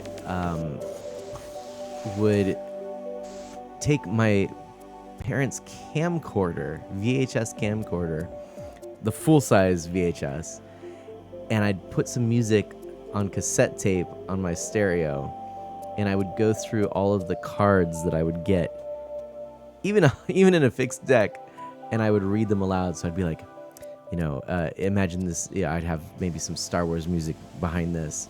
I specifically did this, I know, with Middle Earth. And I had the game audio from the Lord of the Rings Volume 1 on Super Nintendo going. And but imagine Star Wars music and me going, through this and saying Saber 3. Yeah. The flavor text on these can be quite nice too. Oh yeah. Where it describes a little bit about each card. I learned some of my back history on some of these characters that way. And of course, they changed some of it after that. But, this card here, Prepared Defenses, that I see you've got, that was another thing they did to streamline the game, where before you would have to fish and find for certain cards, but that one let you go through and get 3 effects that could deploy on the table and just put them right into play to start. So that would give you certain abilities, like there's one in there that lets you go and get a matching pilot for a fighter. So if you had a unique fighter and a unique pilot that matched, you can go and get them and play them together if you find one of them, which is very handy. There's other ones with other abilities like that too that just streamline things and make it a little bit easier. That was, I think, a pretty good addition that they did at this time with the game. And these decks, compared to the ones you had there, I think these ones have a heavier emphasis on the space stuff, whereas I the was other just one gonna was more say, land-based. Yeah, I've seen a lot of starships where, yeah, you're right. The one I have was sort of designed like, well, you could go somewhere else, but why would you? So when Bestie and I were playing this, Bestie and Mana, with the other starter deck, it helped us to remember some of the mechanics, but I'm actually most excited to try this with him, and I know he's anxious to do it as well. So, but I didn't want to unbox these until I got to have TwitchyBarry join me for this stream. So, so now that means, Bestie and Mana, we can dive into some of the Decipher Star Wars CCG. Oh, that's fun. Speaking of flavor text, right? Yeah, this is the oh gosh, what's it called? The game. I keep thinking it's the box. Table stuff. Yeah, whatever it's called.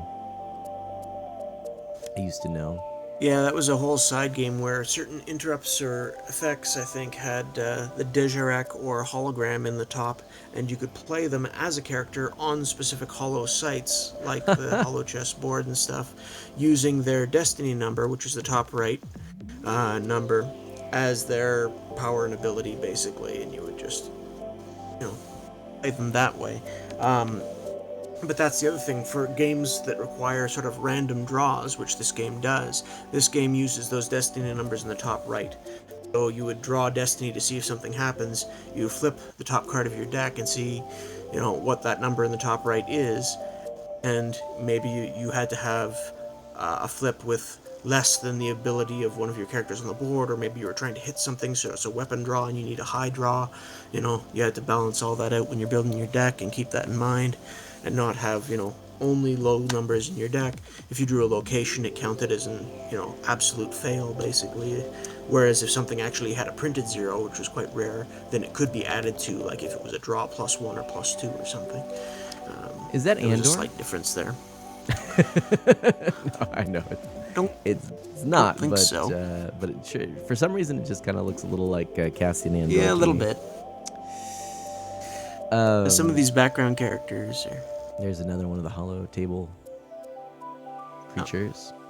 If someone would like to Google what the hollow table is actually called, I know there's a name and I can't think of it right now. I'm just thinking Sabak. And we had this happen last time too, but yeah, this is really interesting. Now I will say, Middle Earth.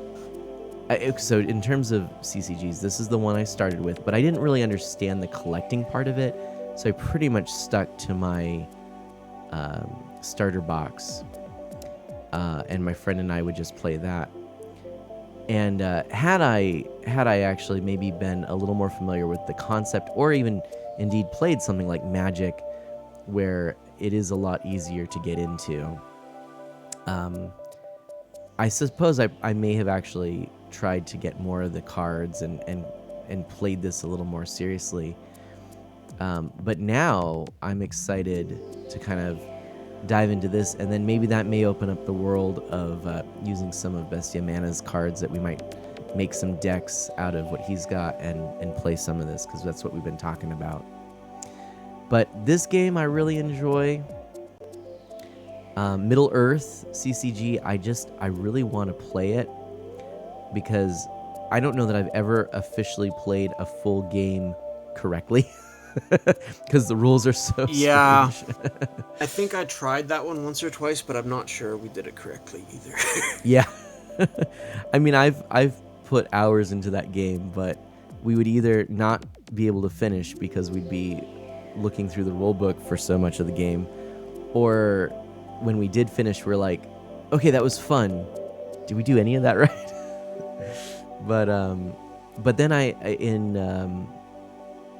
in grad school, I actually was looking at Middle Earth cards, and they were very inexpensive. People were selling whole sets of these, and so I got a couple lots on eBay, and that was sort of my way of winding down. So I'm trying to hold all this information in my head and working hard, applying myself in grad school. So I took the task of just sorting through a whole bunch of Middle Earth cards just for fun, and that was sort of my way to just unwind in the evenings.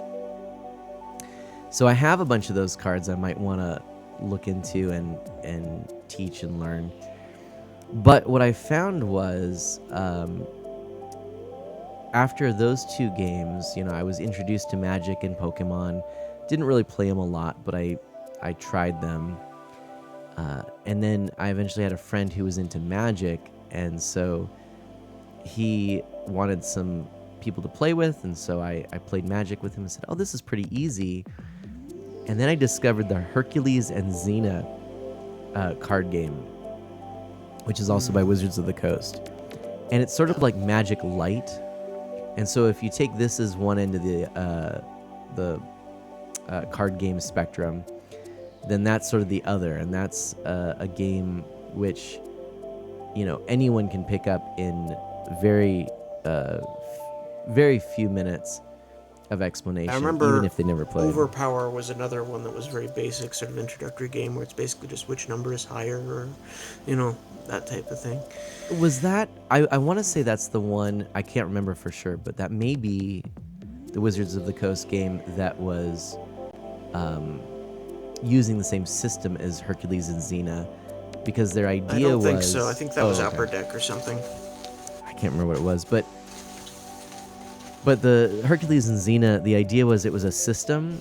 They made one original intellectual property, and then using that system, and then they used Hercules and Xena. And the goal was that they would basically use that system for all these IPs that people would license, and and they were all interchangeable.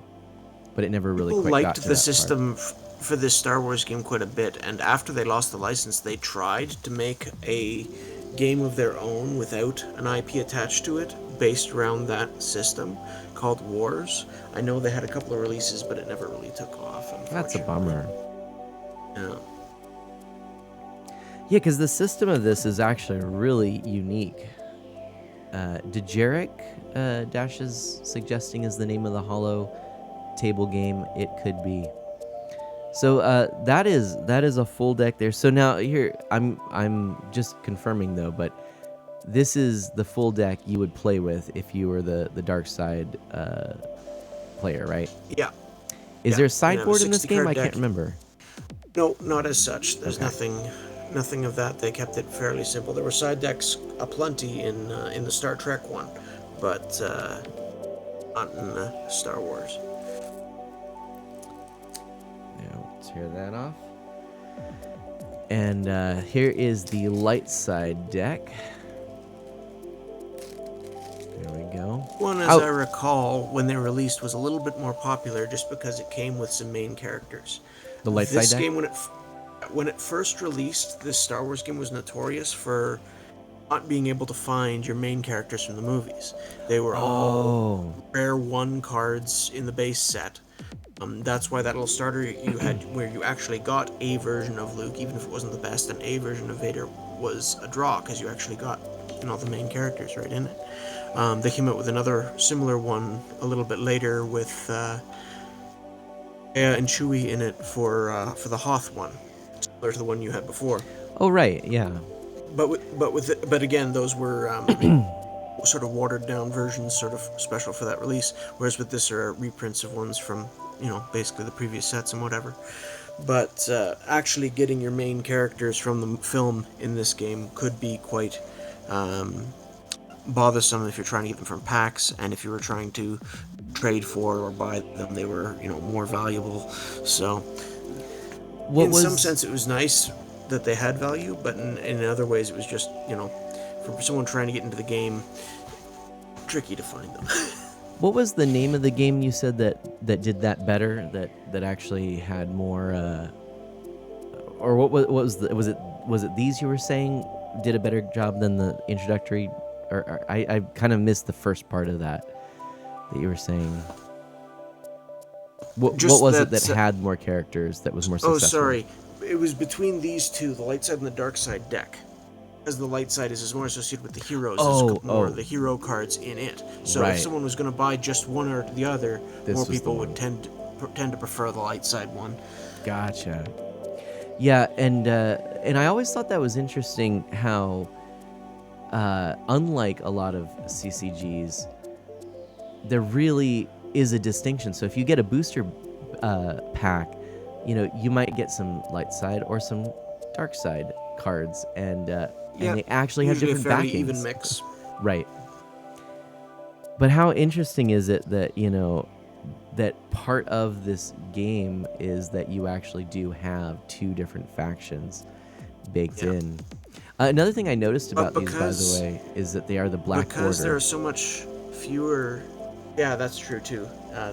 All the later printings were black bordered. They eventually did white bordered printings of some of the earlier sets. Up to, I think, the first 4 sets had white bordered, the Premier, New Hope, Hoth, and Dagobah, but they weren't as popular, and they made smaller and smaller print runs. It's actually harder to find with the white bordered Dagobah, for example, because they just didn't make as much of it. It wasn't as popular, and eventually they just stopped doing white bordered versions and just stuck with the black border. That's very, very true. I guess it was just for appearance's sake, mainly, but also because,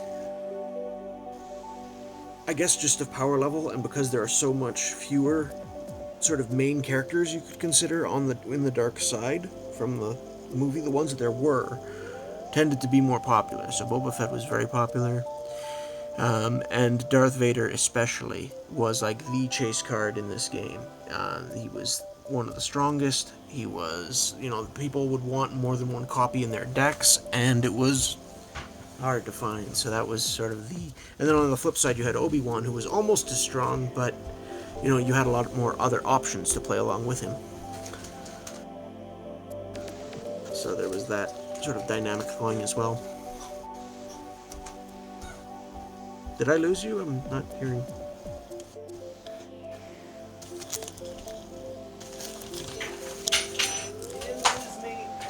I'm still here.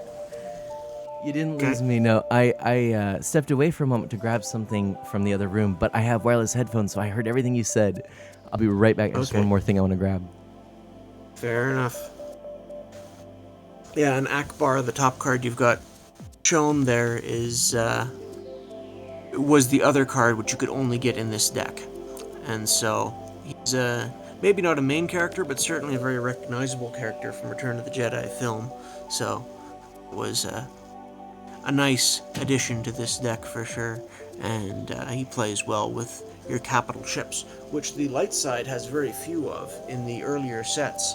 I think in the base set they got a Corellian Corvette, which is about half the size of a Star Destroyer, and he gradually picked up a couple more, but it wasn't until Death Star 2 came out that you saw the big Mon Calamari Star Cruisers and things of that nature, which could actually go toe-to-toe with a Star Destroyer without having a bunch of smaller support fighters to back them up, which you usually still did anyway, but So, it was a nice addition to actually get those the bigger light side ships starting to show up.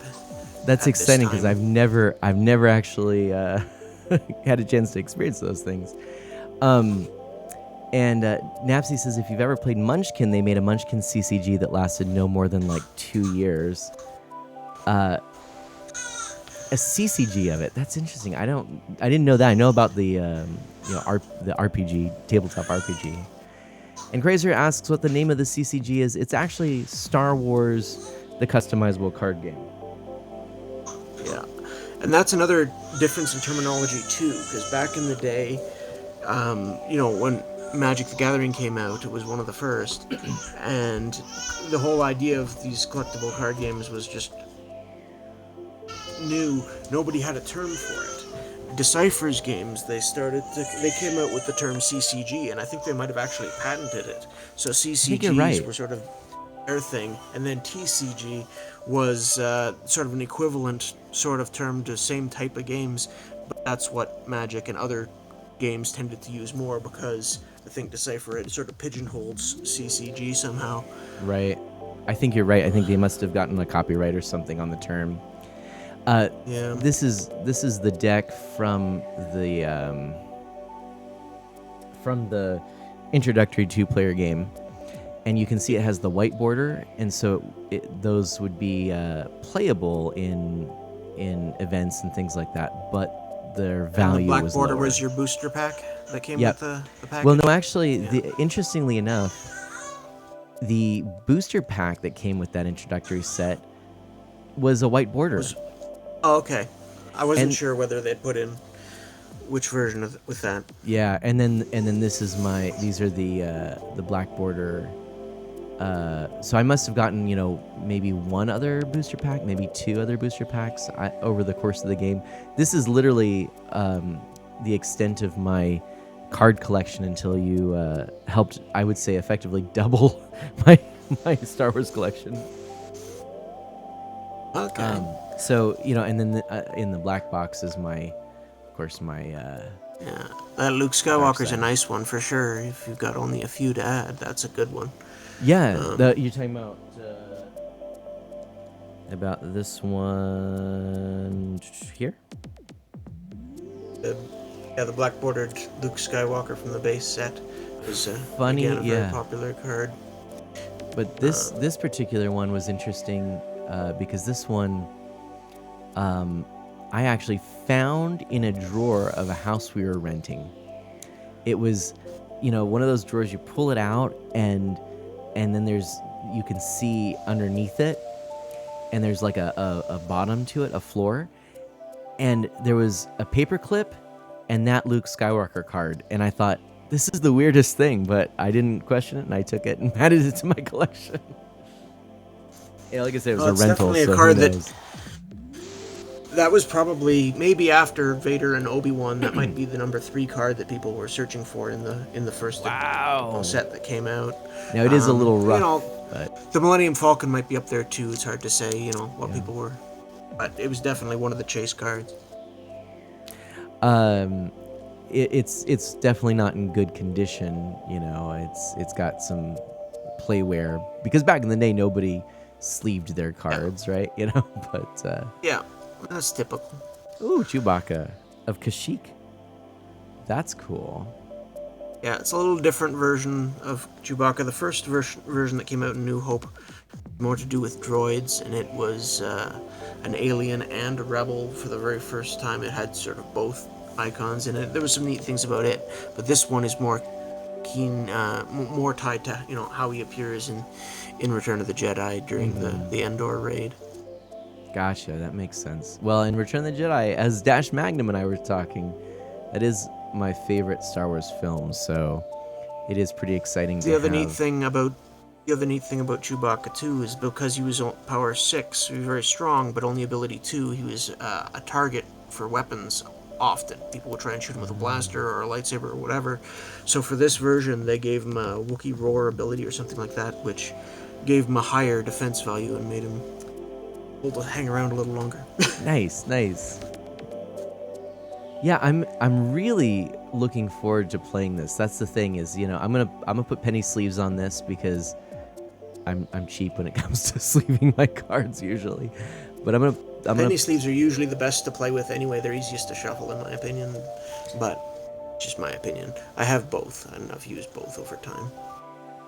I have more experience with penny sleeves, but I have recently tried some others, and I will say, I can't remember what they are off the top of my head, but I did find a set that I really do like.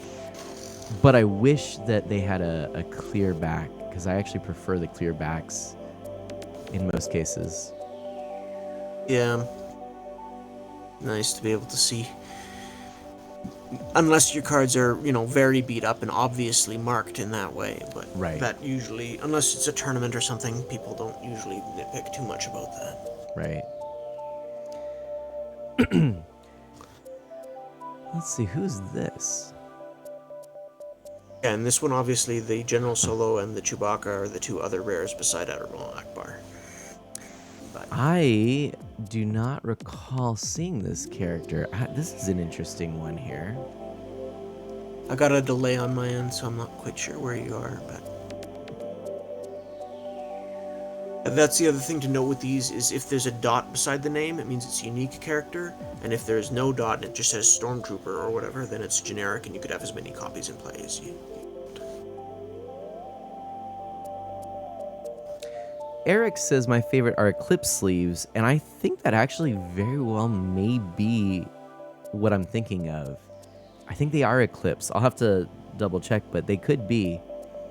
They don't have any markings or holograms or anything on them, and they've got a real nice texture on the back, and they're usually just solid color. I can't remember what they are though, but yeah. But yeah, I don't know who this character is. I don't remember them appearing in the film, but hey, cool. Looks like a CG. It's like the Bothan spies that you hear about, but you don't actually see, you know. Right. So maybe it probably was a special edition. It could be. Or a background character. They just decided to come up with something for her. Right. I don't recall. So they did add a few. They made a few for in Reflections 2, one of their sort of collections sets where they pulled together a bunch of highlights. They made some cards specifically that weren't in the movies, that were based on some of the novels and stuff that were out.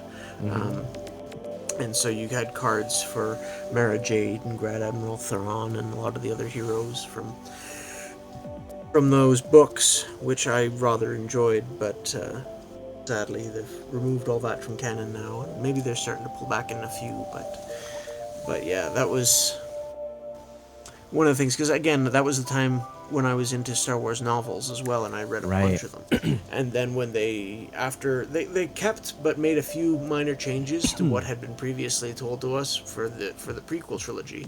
But when they came into the sequel trilogy, Episode 7 and on, they just threw out so much of that what had been established in the novels, and that's when I still watched the movies, but took them with more and more of a grain of salt, and was just disappointed because of all the stories that I loved that had been attached to it, that half of which didn't technically exist anymore, and it was a bit of a disappointment for me.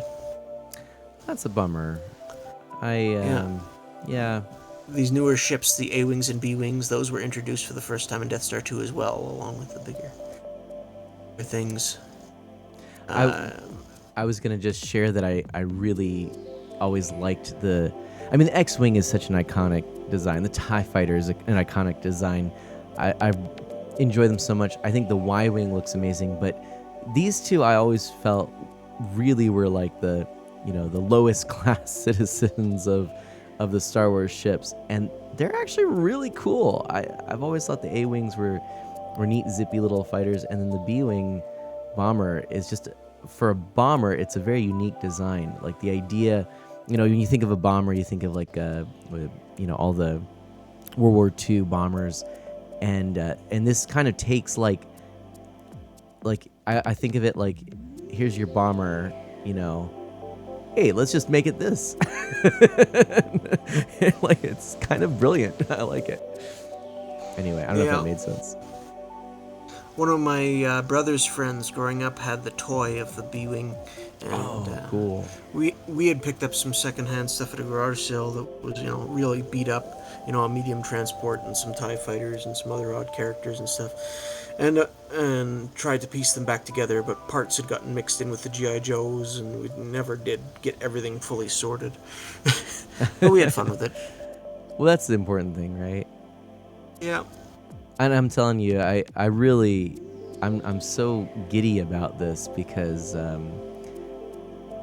I'm so excited to try this. I want to put these cards into action and actually, play with them, and I think it's going to be a lot of fun. So,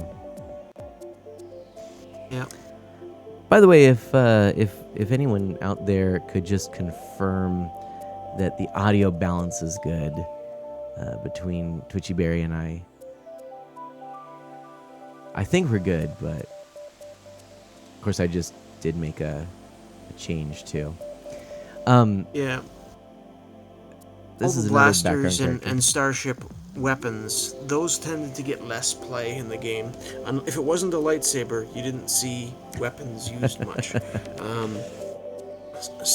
Starship weapons, again, very niche uses at times, but maybe they changed in the later sets. I didn't play right up to the end when all the episode 1 stuff came out as much. I picked up a little bit of that after, when it started to be liquidated and stuff, but it didn't last long because they didn't print that much of those. They lost the license so quickly. They just got out what they could at the last year or two.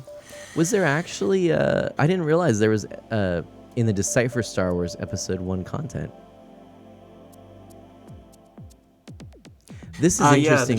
The Decipher game did have about 3 sets that were based on Episode 1. Tatooine, Coruscant, and Theed Palace were all based around Episode 1. That.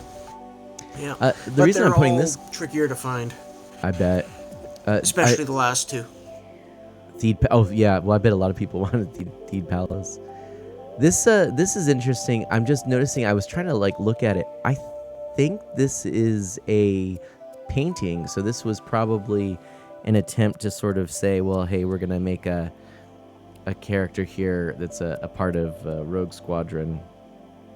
Kind of I'm assuming this is a unique character that came from the Decipher imagination. It could be. I think he... I don't know. I don't remember that one specifically in the movie. I know that some, Hobby was a card from Hoth, and they had him for the snow speeders and such.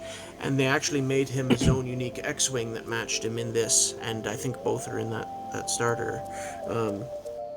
That was a neat addition where they took characters who were somewhat liked from previous sets and got to flush them out in different ways a bit.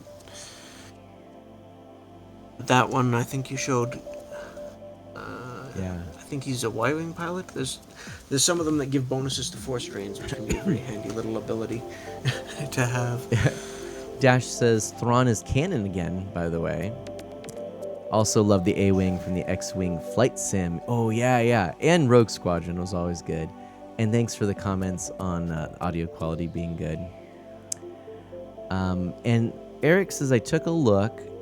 Dracelians are part of canon, but the only movie they appear in is Rogue One as a doll. Mostly they're in the comics. Also, audio sounds good, so thank you. Good. I wanted to make sure we had that good balance there. More of our creatures here. This one's kind of fun. Look at that.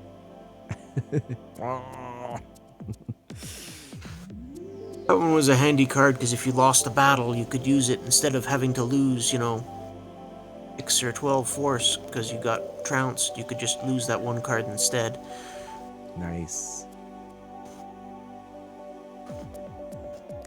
Huh, I wonder what that is.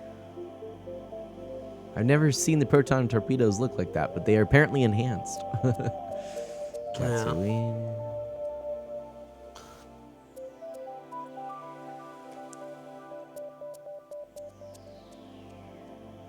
And the heading for the medical frigate is the other one that lets you go and get a couple of starting effects and just start with them on the table, which is, again, handy for streamlining and getting things to work out a little bit more smoothly. Nice. And it's a good picture. And there's at least 3 in that deck. I think there might be, I forget if there's 3 or 4. You might have one option that you could, sub one out or something, but... Mm-hmm.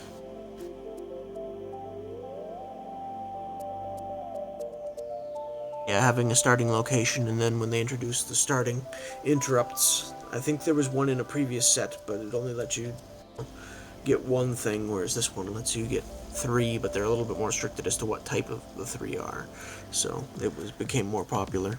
One of the things I really appreciated about well, here, let me get a better example here. Let's put that down. One of the things that I thought was very cool about the Decipher card game is how they handled the actual templates. So you have, your Empire with the glossy, clean, perfect, we'll say plastisteel or whatever it is, and then you have that scorched, paint-chipped Rebel Alliance, and it's a subtle thing. Obviously, you have the back to know the decks, but to actually take that much effort for the fronts, I think is it's awesome. Yeah, I like the detail on some of this, and obviously they just take the darker color palette for the dark side and the lighter one too. But yeah, the detail on textures was good in this game too. I think the people involved with Decipher, one of them was very much into graphic design, and this and the Star Trek game, you can both see they put a lot of emphasis into making the cards look good. That's it, and that's I think why I liked this, and why a lot of people collected it. With the change for Magic the Gathering, I liked the old textures better, just for the different card colors and stuff. The new ones I find less interesting. That's when fair. They change it. There's that lovely Y-wing. Yeah. Classic. And again, it doesn't have an expansion symbol because it was in the original first edition of the game. Gotcha. Whereas Hobby. you can see that the symbol on Hobby there has the one for Hoth, because that was when that card was first came out. And again, there's a couple cards in here from New Hope and from the other sets as well.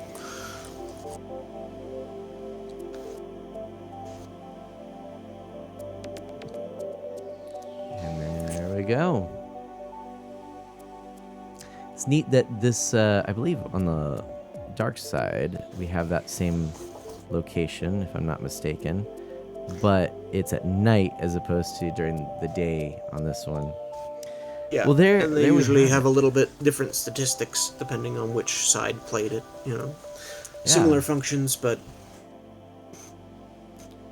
Well, these decks are going to get some play. Like I said, I'm going to put them in some penny sleeves, and I'm going to have some fun with that. I'm so grateful to you for we were talking about trading, and we were looking at our Animal Crossing amiibo, and just to think, oh, hey, I've got some other stuff besides the amiibo. Like, sure, let's do it. But yeah, I hope you enjoy it. I remember having a lot of fun with them. Oh, I am. Absolutely. Let's go through. Speaking of those Animal Crossing amiibo, what are the new amiibo that I got? So what we found, I had a lot of the older sets that TwitchyBarry didn't have. A lot of the the first four sets that came out, I only got 2 or 3 packs of each. I just wanted a few. I didn't want a lot of duplicates at that time. Just a couple to use with the different games that could support them.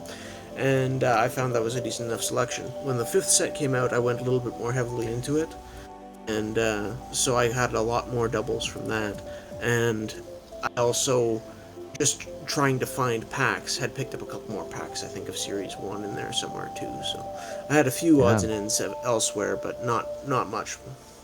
And it kind of worked out perfectly for us, because I had a lot more of those early packs. But I didn't have anything. Maybe I had, actually, I had a few packs. No, I don't think I had any of the latest. So yeah, basically you had gotten like a booster box, didn't you, of the last? Not a booster box, but I'd picked up, I think, 11 packs that I'd found, and which was enough to get me. Managed in that to get all of the villager cards, but not the NPC cards. I only had maybe a quarter of the NPC cards because I got many doubles as non-doubles, basically. But the villagers, I'd managed to find them all. So basically, everything that you had that I needed came from 448 on, or no, I'm going backwards from. Oh no, there were a couple. Let's actually go back. I had them backwards. I thought they were in order. So we'll go this way. So I did need Goose, who's going to fill a role in the first one, and Panchetti. That's right. We did have some from the early ones, and then we skipped to 218 Lily, and then Daisy 258. Hey, Scooter. Hey, Banana. And then this is the 403. So we've skipped to 403 at this point. And this is Isabelle in her summer garb. You've seen me go through the others. And then we have Blathers. I was super excited to have Blathers. Blathers has always been one of my favorites, too. I was less worried about the card because I have the actual figure amiibo for him. Right. But still, it's great look in the binder. Exactly. And that is actually what I still haven't done, but what I think I'm going to do, which is I'm going to put all of my Animal Crossing amiibo into a binder. Because right now I still have one of my favorites. Penny sleeved. Oh, yeah? Yeah, he's rather unique. If you scan him into the game, he doesn't act exactly like all the others, and it's the first time in all the other series they never had a Wisp card, so it's the first time they've made one for him. So that's super cool. Was it the first time for Blathers as well? I don't think so. Can't remember. There's Dom. Scooter, how are you doing? We're just looking through some cards right now. So yeah, in these 400s, I basically said, so anything in the 400s that you have a duplicate of. Here's Renee. I love that pun, by the way. Such a good name. Sasha, there we go. One of the new characters. I still haven't seen Sasha in my campsite, but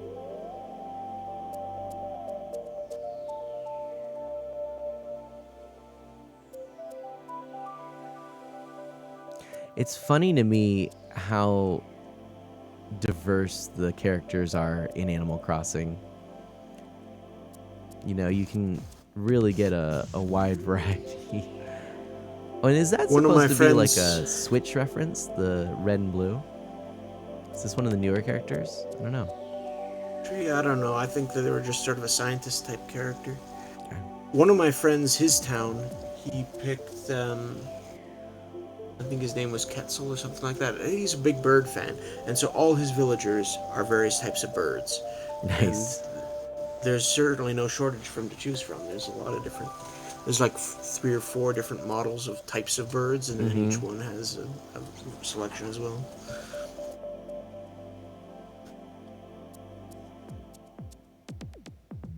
Real. I remember trying to pick other themes that you could try and find villagers to approximate, like try and get, Winnie the Pooh characters that are as close looking as you can, or try and get, what was the other one I was thinking? There's a few that I've thought over the years might be fun to try, but villager hunting has never been one of my favorite activities. Agreed. I just don't do it. And then what happens is I get fond of most of the villagers I have, and so I don't actually try to do anything different. I don't want to have them leave. So, although I did finally have my original drift, my original island resident, finally pack up. But anyway, well, thank you. That fills in the collection for me, where I still have plenty of gaps, mind you, but that's what is that? 1, 2, 3, 4, 5, 6, 7, 8, 9, 10, 11, 12, 13, 14, 15, 16, 17, 18, 19, 20, 21, 22, 23, 24, 25. That's what I thought it was. 25 cards that I didn't have. So that's terrific. But that's not all. Before we move on, I did want to show. I did want to show 2 other things. I picked these up at one point. These are Young Jedi collectible card games starter decks. Nice. I remember that game, although I never got into it. I think back in the day, for the collectible card games, there was 2 magazines that were very popular for people, used as price guides and information about them. One was Scry, and the other one was Inquest, I believe. And there were some little sample decks, sample cards that would come from different games at different times with different issues. And I got a few sample things from Young Jedi, probably a Scry or something. I got more of those than I got of the Inquests. And yeah, I just wasn't as interested in that game as I was in the main Star Wars, so I stuck with that. Yeah, you know what? I saw these for $1 at a shop. I picked up 4 of them and gave 2 to Bestie of Mana and took 2. I wasn't sure if I kind of assumed, I'm like, well, if this is a starter deck, in theory, I believe you can play against each other if you have 2 decks. I really don't know. So we haven't done it yet. Either with that one. We'll find out. But it's a $1. I know with a lot of them it would be tricky to do with a starter deck. What's that? I know with some of the early starter decks, they were just randomized. They didn't have preset, cards to make sure that it was playable. Right. So it can be tricky. So I don't know on this one, but like I said, I got 4 decks. I think this one is a set one, but I'm a big fan of the was it Young Jedi Knights, the book series that came out around that time. And so, sort of the idea of Young Jedi, it was, a couple of bucks, why not? And it's Decipher. So that was something we picked up at one point. And then I also picked up later, or sorry, before those, I believe. This was at a shop up in Washington that had an amazing amount of cool things. It's actually who I sold a lot of my Star Wars stuff to in the first place. They also had these starter decks here. So this is the other game, Jedi Knights, which I believe came out later because it's got this sort of CG look. I don't know who actually published these. Does it say? It says Lucasfilm 2001. Oh, these were Decipher as well. So I don't know. Those were fun young adult books, exactly. So I have Young Jedi Knights and Jedi Knights, and these were just 2 loose packs, and so I kind of put them into an order with the as best I could with like some decks that could be played against each other. So that's also Decipher there. Aw. Thanks for replying there. And last thing I wanted to show before moving on is actually a box that I've got here, which whoop, there we go. Oops, a little bit of dust there. These are the current latest, and as far as I know, Star Wars, CCG, TCG, etc. And this was one that I actually got really into for a while with my brother-in-law. This is the extent of the collection I've got for him. But we got a couple of sets and stuff like that, and it was just kind of cool. And if you don't know about this particular game, what's actually really unique about it is, I'm going to do it this way. It actually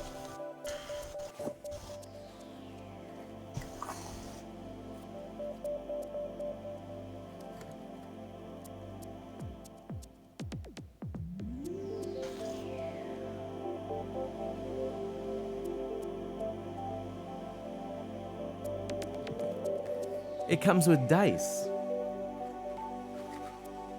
and they're unique for the cards. So what was cool is that it took a CCG, not really Harem, because the dice are all unique. The way that game worked is that every booster pack would come with one card with a die, and so your cards you match with the dice, and it was really neat how then you had different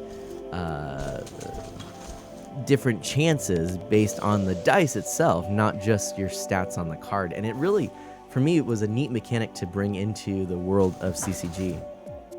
See, to me, that looks like something that's a neat mechanic.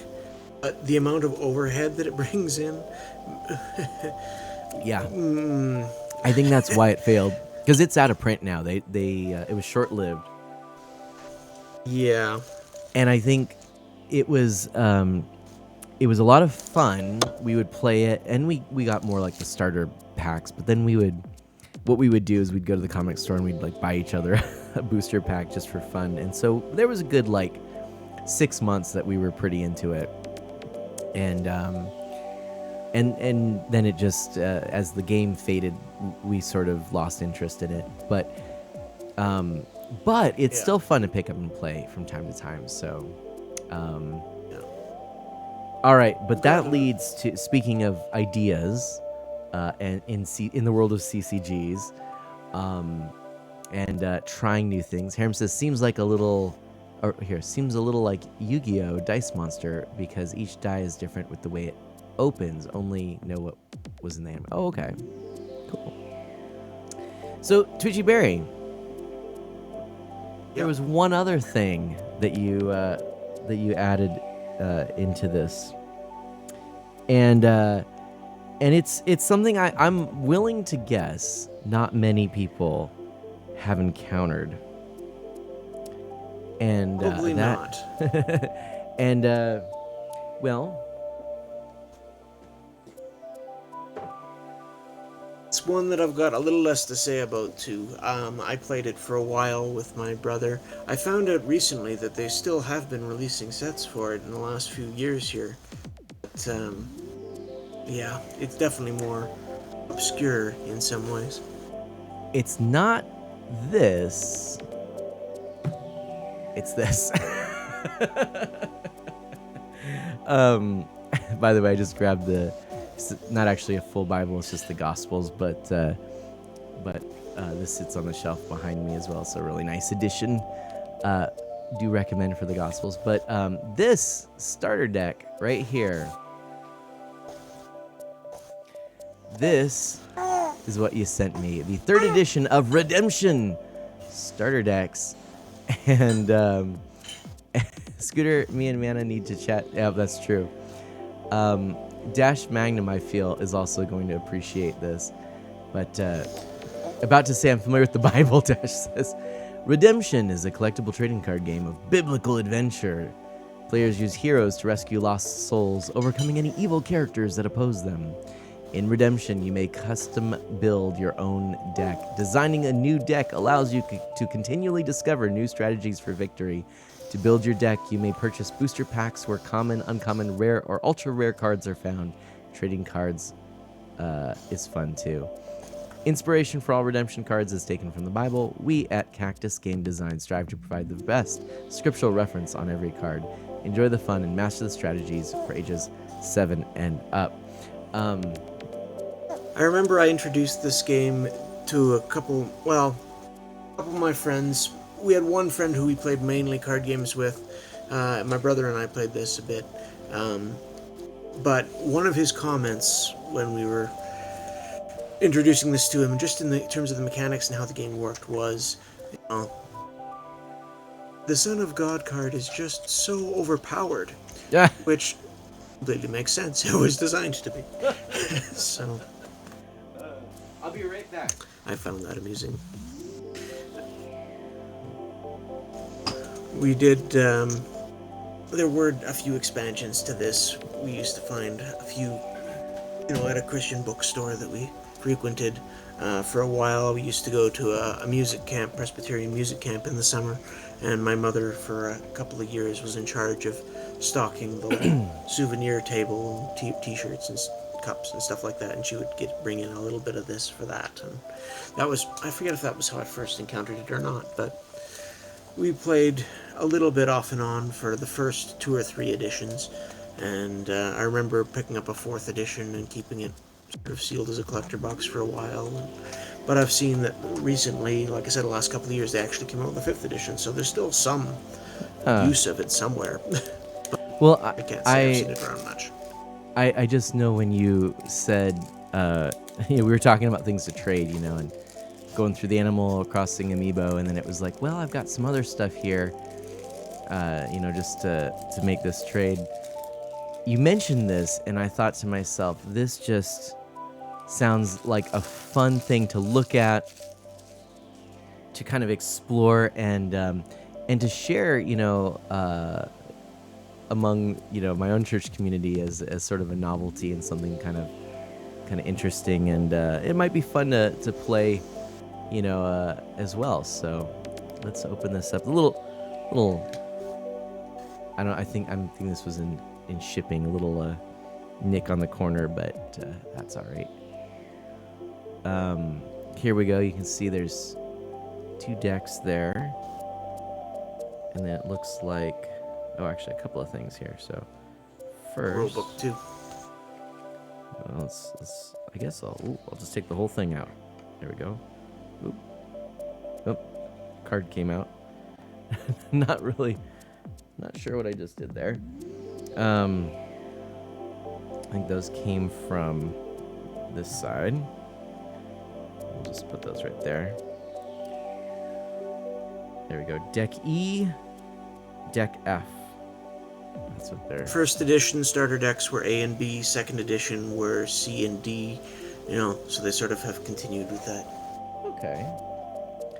And then we have this at the back. So here's your diagram of a turn. That's a pretty intense help guide there. Draw phase, upkeep, preparation, battle, and discard. And then you've got the Lost Soul chart. Field of play, player's card arrangement, out of play. So that's kind of how you'd set everything up. And we've got our Redemption Rulebook 3rd edition. That's no slouch in terms of a rule book either. Yeah. As I and recall, free offer.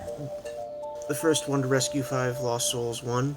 So the Lost Soul chart is basically just depending on how big you wanted to make your deck, how many you would have to include so that you'd be sure to have some gotcha. available. Kind of a So magic. you're trying to rescue your opponent's Lost Soul cards. So if you weren't drawing any, your opponent couldn't rescue any. So they had to make sure you had enough.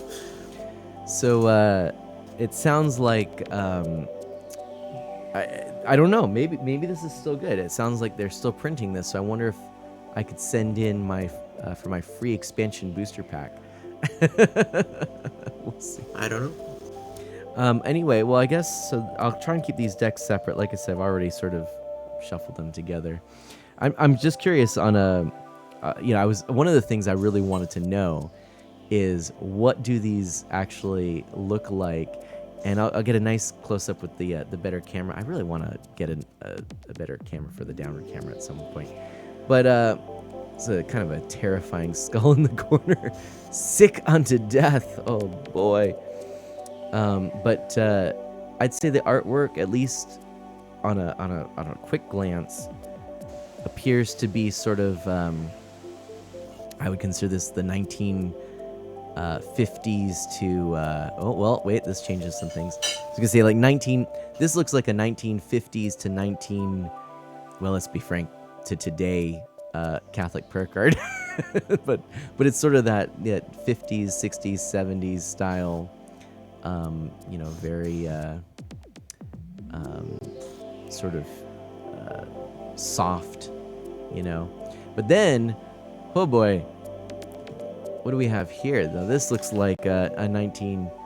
Some of it goes right up to comic books, and yeah. Some of the artists I noticed were the same as I saw on some of my Magic cards growing up, and some of them were quite obviously different, but it was interesting to see some of the similarities in some respects. Yeah. So you can see, and let's see. I'm also curious to know what translation they're using. So it looks okay. And there shall be no more curse, but the throne of God and the Lamb shall be in it, and his servants shall serve him. I wonder, actually, you know what I want to do? I want to look and see if they give an attribution here to the scriptural passages. Let's see what they're using here. Okay.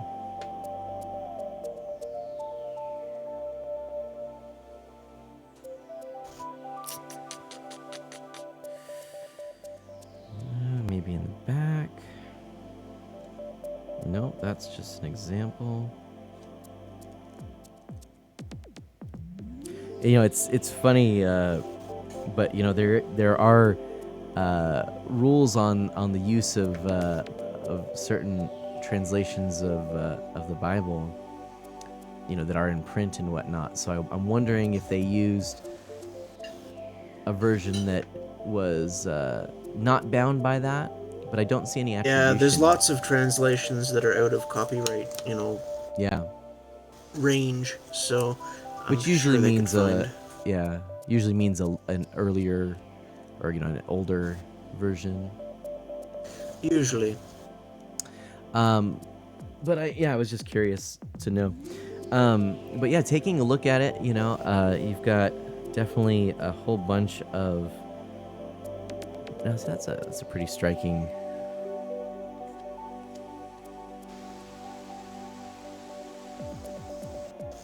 Yeah, your character cards would have the power and toughness, like numbers on top, and then you've got lost souls, which are just there to basically be rescued. Very few of them have any special rules associated with them. You might have the odd one, which has to be rescued by a female hero or something like that.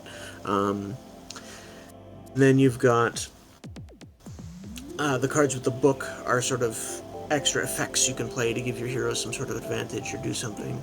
And the skulls, I think, are the same for your characters that are trying to prevent people from being rescued. And then I forget what the other symbol is for characters that are acting as villains or whatever you call them. those were the different icons in the corners, and then there's different sort of teams based on the color.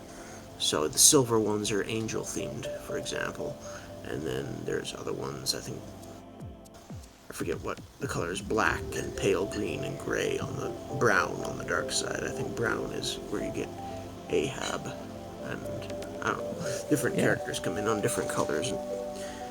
I'm supposed to be some sort of thematic thing to the colors. I just forget what it is. I'm just taking a moment here.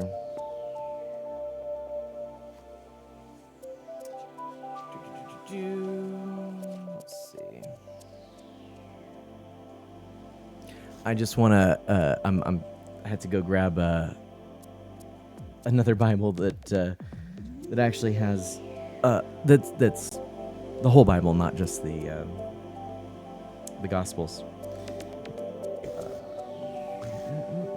And then I had to take out some prayer cards with people's actual names on them.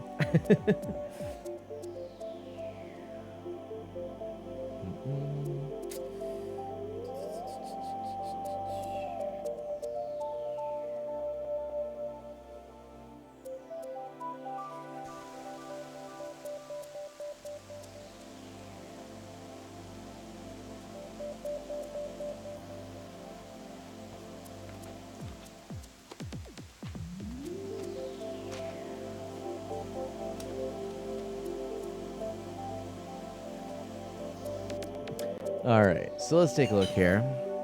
This is Proverbs. Let me actually find it here. 2020. So, just comparing the translation here for a moment. So, we've got the card that says, "Whoso curseth his father or his mother, his lamp shall be put out in obscure darkness." And then in this translation, "Those who curse father or mother, their lamp will go out in the dead of night." So a little different. Curseth, probably a little bit more Middle English. Yeah, I was gonna say this makes me wonder if this is a King James translation, which is commonly uses that. This translation here is the New American Revised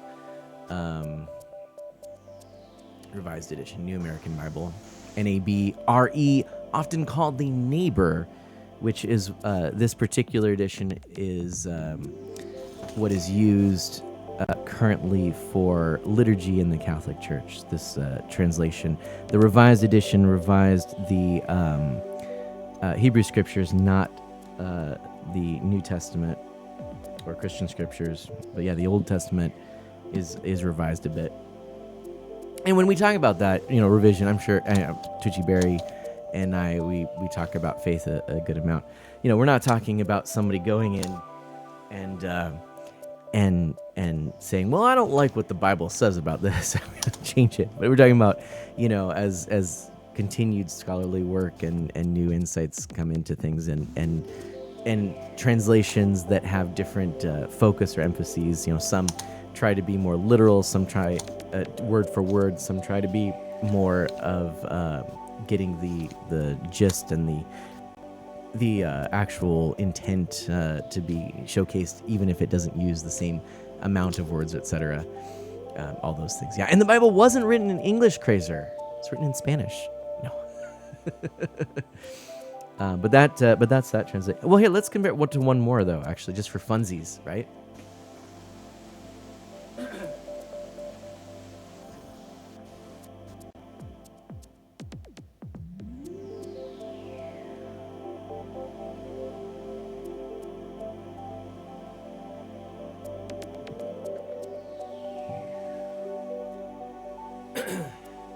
You might get me on a tangent here. I could bust out the New Jerusalem, or the Jerusalem Bible that Tolkien had a hand in. But here's one that I actually, not that I necessarily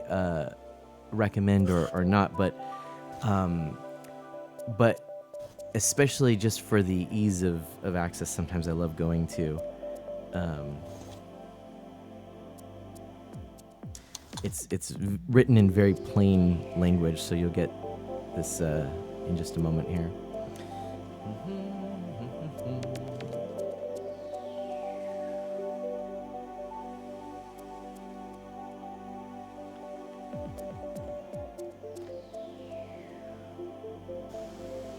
It's got very thin pages. Bear with me.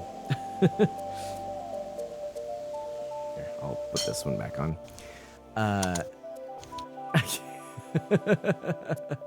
Spanish, his perfect spelling.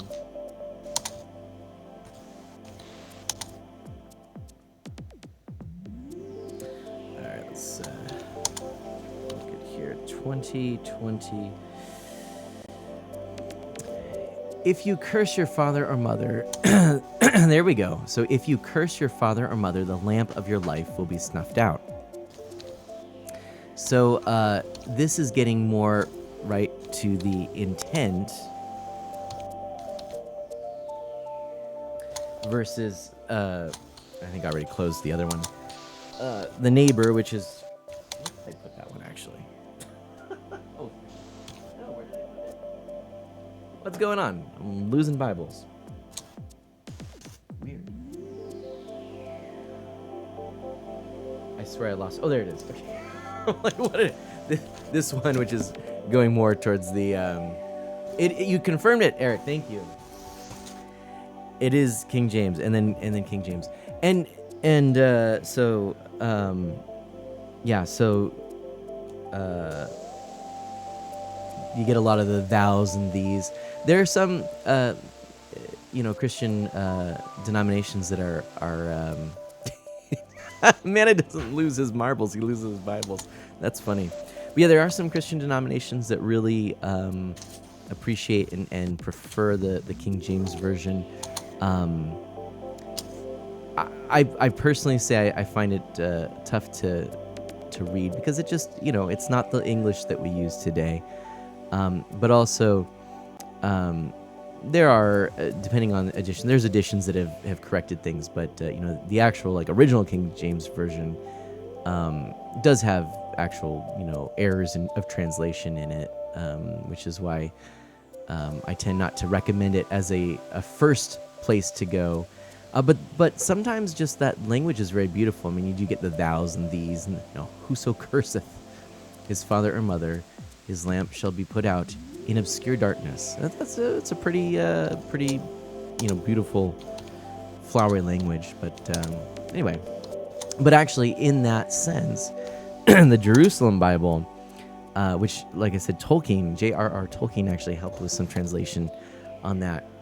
The intent there was to take the beauty of language and to make it,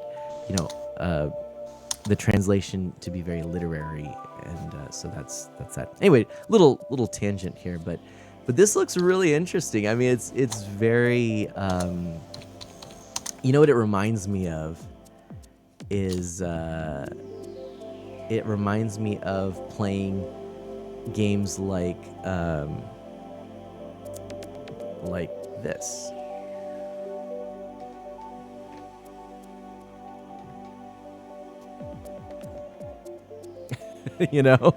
It's the, it's playing, the Wisdom Tree games, Bible Adventures, very wisely, very. How's your Greek, man? How's my Greek? Oh, do you have the Greek with you? Let's dive in. I should have grabbed my Greek. My Greek is pretty rough. Give it to me. What do we got? Oh, I was just looking at the one card you flipped past. Oh, here we go. I gotcha. I thought you were talking about the translation of Proverbs. Well, it wouldn't have been in Greek. What am I talking about?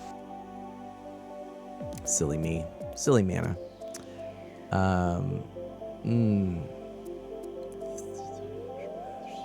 Yeah, I don't know. That is very much in Greek. Look at that. Rescue the lost soul and play. I wonder if Oh, I was gonna take my phone and use the translation. That looks like the Son of God card. Is that what it is? The out Guessing. focus? No. Oh, look, how is my...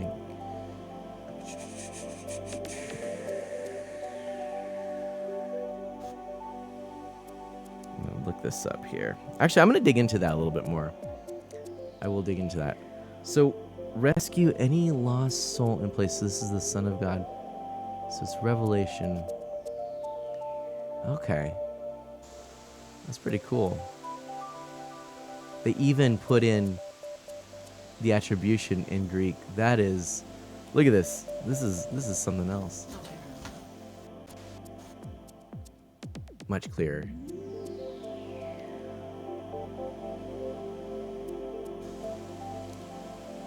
What's the date on those, out of curiosity? I forget. Doesn't say. I don't. It says copyright Cactus Design. I wonder if it says on here maybe? Let's see, so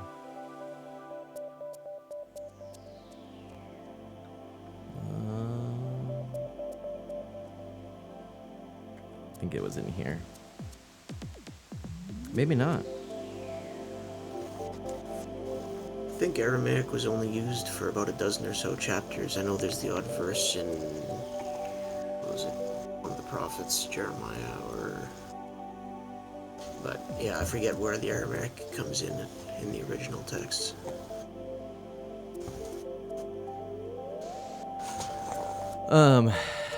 Don't think it was Proverbs though. Yeah, I always forget too. It was Hebrew and Aramaic, but yeah, would have been. Let's see. Google this real quick.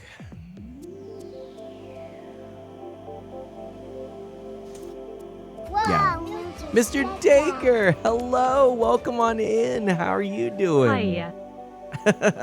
Howdy. Good to see you, Mr. Dacre. Thank you for 57 months of subscribing. Oh my gosh. That is amazing. Sub hype indeed. Hey, Crazer, there we go.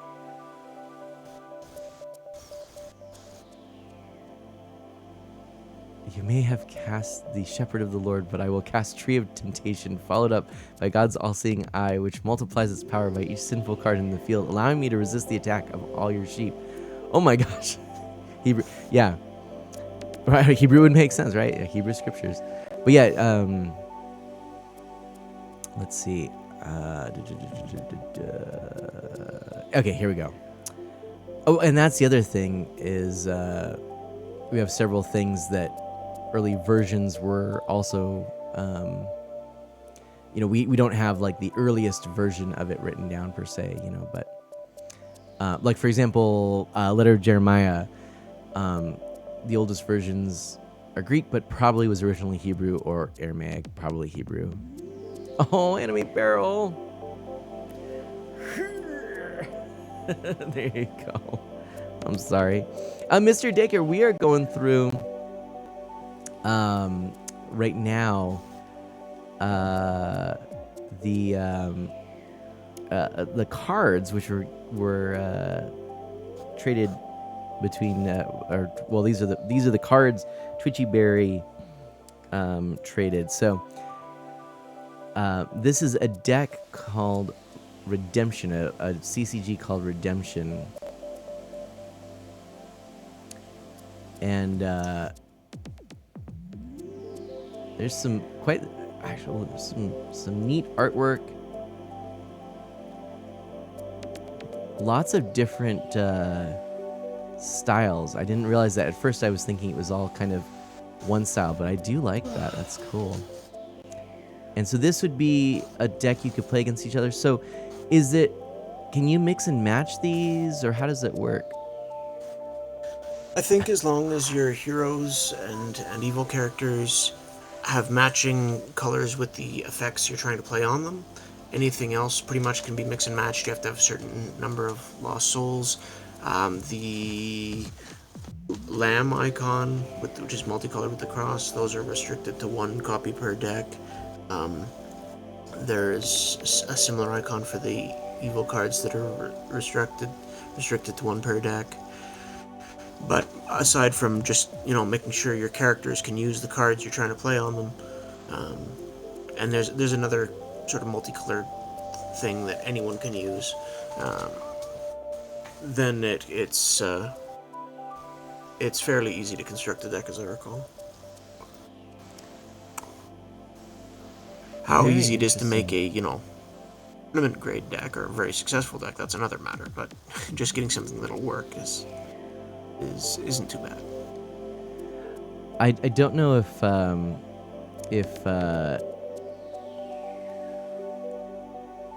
Krazer Yeah, there's recalls artifact this. cards. Yeah. I saw artifact cards here once or twice too, and there's some locations as well. I forget exactly. I think locations. If a lost soul is at a location, it can only be rescued by heroes that match that location's color, more or less. Mm-hmm. Something to that effect. Or obviously, the Son of God is a multicolor card. It can be played anywhere. That's cool. I don't know if Krazer recalls this, but we were talking about. There's the Son of God in. Oh yeah, that is the same. Well, interesting. It's hard looking at these at the first time through the camera as opposed to necessarily looking at him straight on. But I think, yeah, yep, there you go.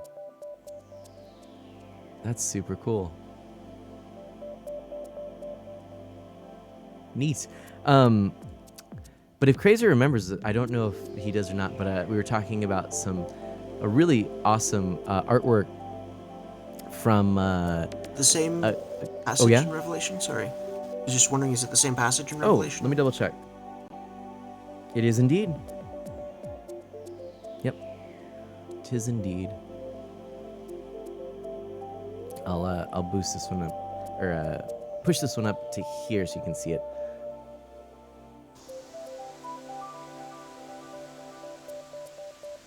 Could use the 2 as sort of a Rosetta Stone and try and translate yourself. Exactly. Learn some Greek. That's so cool. But yeah, Krazer and I were talking about how there's this contemporary artist who I was mentioning in a stream past, and then I couldn't remember the name or the website, and I did do a little more digging. I actually found a name itself. I don't remember his name, at least the main gentleman there, but Iknu, let me double check that I have that right. IKNU, Contemporary Sacred Art. IKNU.mx is the website. And it's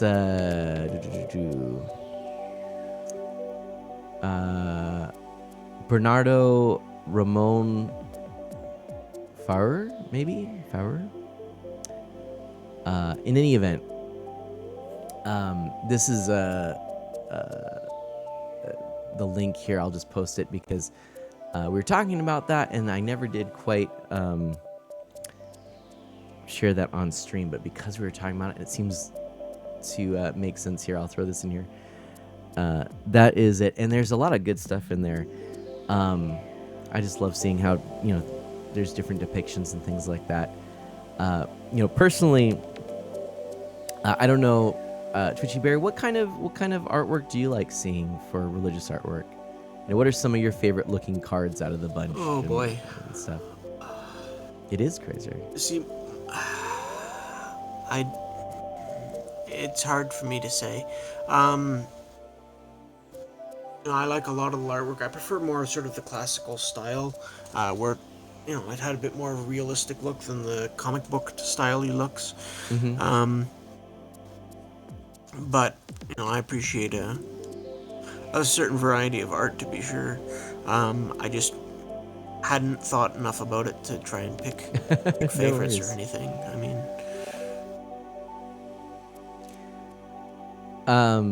I mean, depicting angels at any point is never going to be something right. Yeah, exactly. Yeah, I mean that's some of the and that's why I also really appreciate a lot of the modern approaches of, for example, especially out of the St. John's Bible, which rather than depicting some things, instead we'll use gold leaf, patches of gold leaf to sort of indicate the outline of a shape of, for example, at the beginning of the book of John, there's a depiction of Christ Jesus, but instead of actually depicting Jesus and trying to figure out, what do we go with, like, a historical anthropological approach? Do we, what do we do? Instead, it's the figure of Christ all in gold leaf. It's really beautiful and striking, and I think that, again, it kind of solves some of those problems too. So I like a combination of different styles too. And that's another issue that the churches have struggled with greatly over the years too, is the whole use of icons and how to depict in teaching, or whether you should at all, or you know. Right. you know. Yeah. This is not a new issue. No. Yeah, no, indeed. And actually in the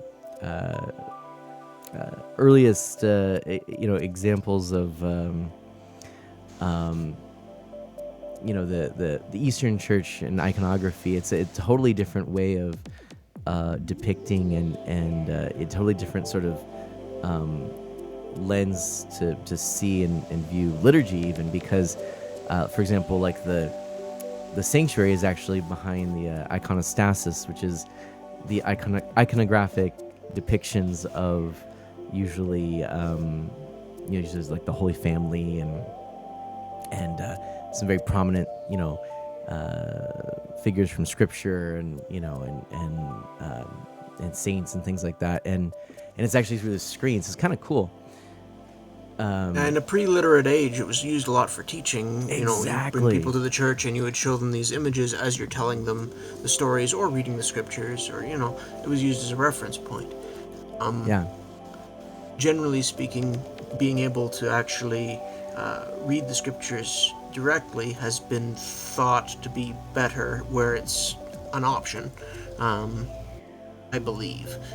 And that's sort of been the trend that people have been pushing to more, is you're better to read it than you are to just try and rely entirely on pictures and word of mouth. Well, and Dash mentions stained glass artwork in churches and cathedrals, and indeed, again, talking about in an age of illiteracy, these were the ways in which people encountered usually the stories from Scripture and let their imaginations be informed, etc., and their understanding of Scripture be informed. Yeah, I mean... Or selective literacy as well, because there were times when people might have been fairly literate in their own language, but the Scriptures were bound in Latin, for example, or other languages which were less accessible to more people. Interestingly, when the Church adopted Latin for liturgy, it was actually because it was attempting to be more accessible, right? That it was the trade language, that it was the language that most people knew at the time. And then as it became sort of like the well, let's continue this, and then at a certain point it was like, wait a minute, but nobody speaks this anymore. Right. Yeah, it's interesting too, because a lot of the proponents for the King James Version, one of their reasons is because it's been so used for such a long period. Well, if you're going to take that as your primary argument, Vulgate was used for more than twice as long. So, I don't think that can be your main consideration in determining which is the best version to go off of. But getting back to what you were asking, or what you were saying, and then you weren't sure. I would say, agree with the sentiment that if you are if you're wanting to know scripture, dive into scripture. Hear the words. I think reading aloud is one of the best ways to, whether you're reading it aloud to yourself or in a group. But I was talking to several people about how just dive into it, period. But and you can pray with it. You could use all sorts of things. I shared those cards at one point that I made with Lectio Divina. There's gospel contemplation. There's all kinds of ways to pray with scripture. Just reading it. Yeah. But literally, and don't be too bound by verses and chapters. Those were added no. later to make it easier to find things. But the books were written as books or a letter, and you can read the whole thing. And putting passages in their context usually helps you understand them a lot better than just looking at individual verses. Exactly, and sometimes just being able to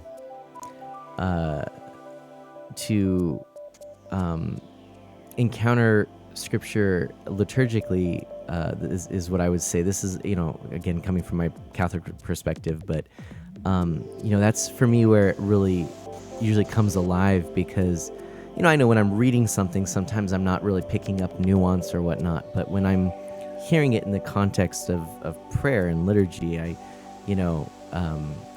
that it helps it to come alive, and the repetition of it. So that's kind of for me, but I think I would say I wouldn't downplay in any way for myself iconography, stained glass, artistic imagery. All of these things I think are things which help us to delve into scripture and for it to be alive. And so I think it's. I look at them kind of like I look at music. Music itself can be a great vessel for words. The words themselves may not be the best. It depends. So, yeah, it definitely has its uses, but it's not the most reliable in itself. That's what I think of it. Yeah. I mean, we don't attribute the same level of authority in it. How about that? As we would with scripture itself, with the canon of scripture. Is that a fair? Am I following you on? Probably. I don't tend to think of artistic means as having authority in themselves in general, unless it's something which is directly Holy Spirit inspired through the apostles or through that's sort of the way I look at it more, I suppose. So that's probably fair. Yeah. This was unplanned, by the way. We didn't talk about how we're going to talk about religion.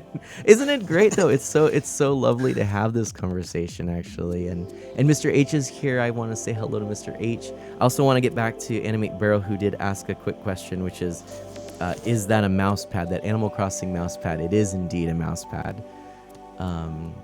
But yeah, no, I think that because you will find there are Christian traditions who would say, no religious imagery, or even non-Christian religions, other world religions will say, no, we won't have any of this depicted in any kind of artistic form or any represented in any way like that. And even there's things like you wouldn't write down the name of God in scripture. You would use the letters, the 4 letters instead.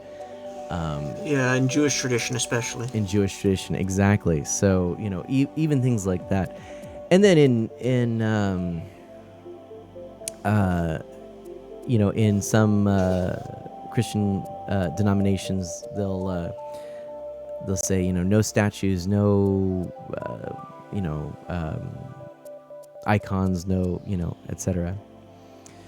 Of course, as a Catholic, we love all those things, but it's not, when we think about, icons and iconography, it's like, and all these images, it's not supplanting the primacy of God.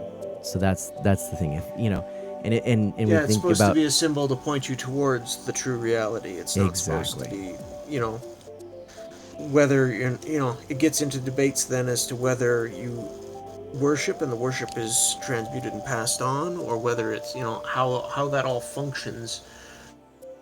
It just gets into more debates, in my experience. I think what I've kind of come to though is that more often than not, there's some language which contains some kind of nuance that becomes a hurdle for people of differing backgrounds and opinions. But when you actually work through it, more often than not, there's agreement and there's commonality. But it ends up being one of those things where like trying to work through the nuance is tough, and because it's something that's so important to us, to people of faith, it can be very raw, and a lot of emotion can come into play, and it can be hurtful. And so I never want to hurt anyone's faith, or demean their prayer life or their experience of faith and religion. Anything can become an obstacle, whether what you're studying, your own philosophies. If you too much emphasis in any one area, it can become a stumbling block. And you can see examples of that all over the place.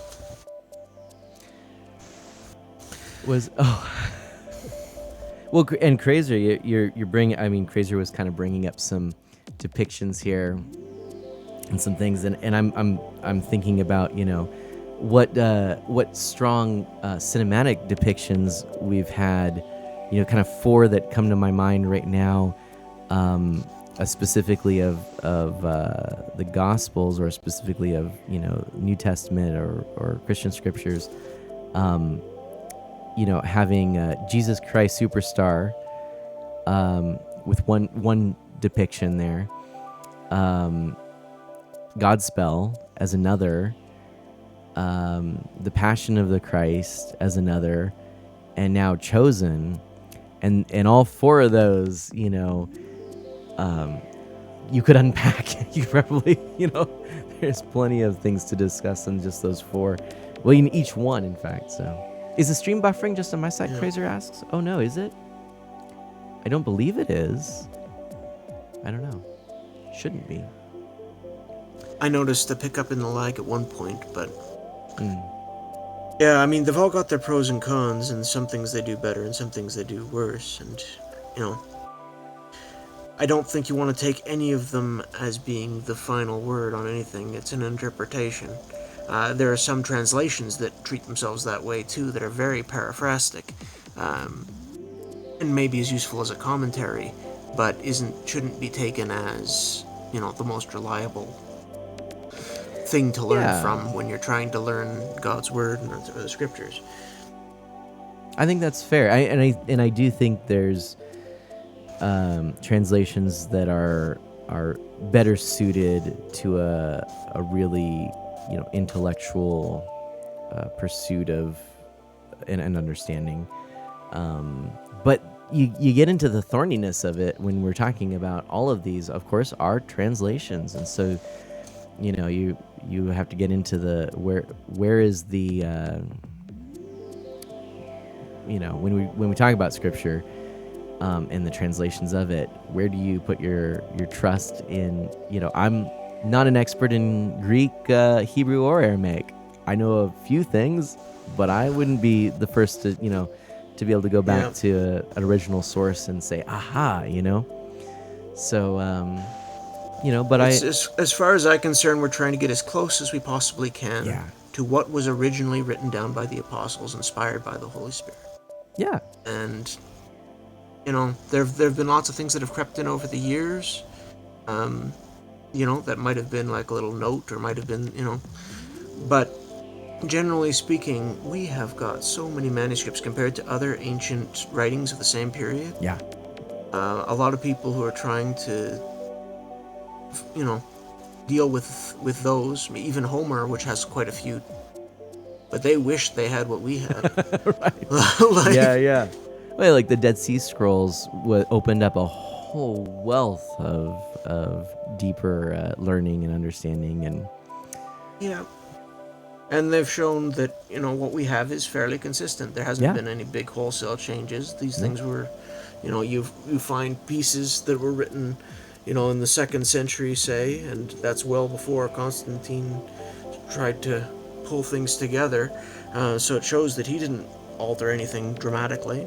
Yeah. For example, I've heard that one put forward. Yeah, right. Yeah, no, exactly. And the thing is, for somebody who is just wanting to dive into God's word, that's why another reason I always often would kind of say be a part of a faith community, because it is in that experience that I think we have insights, especially finding those trusted advisors and things like that. But if you're just diving in, there's some good translations that are out there. I always think like the NSRV is one of the really good translations I recommend, because it's had a lot of really good interdenominational and interfaith voices, working to make it an I've heard some accurate good translation. things about that one. Yeah. I've been reading mostly from the ESV, but heard good things about several others. One that I've heard more recent is the LSV, Legacy Standard Version, which took I think one of the revised versions and updated it in a few ways. Interestingly, one of the things it changed was that, going back to the Old Testament, where a lot of the translations follow the traditional capital O-R-D for Yahweh, for the name of God, it goes back and puts in the name as transliterated, I guess, and uses that, which I think the New Jerusalem did as well. There haven't been a whole lot of translations that have taken that approach, and I found that interesting. Yeah, and again,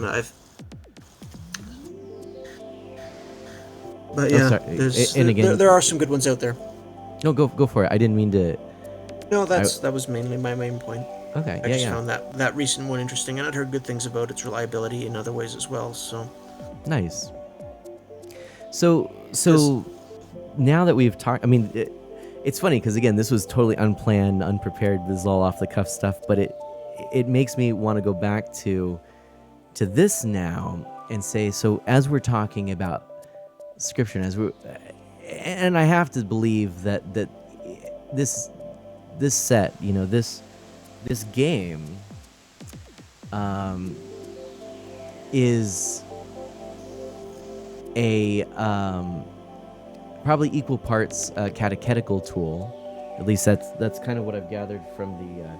In other words, this is meant to teach the faith, that that for in families or whatever, this is a chance for kids to encounter in some way Scripture and ask questions and things.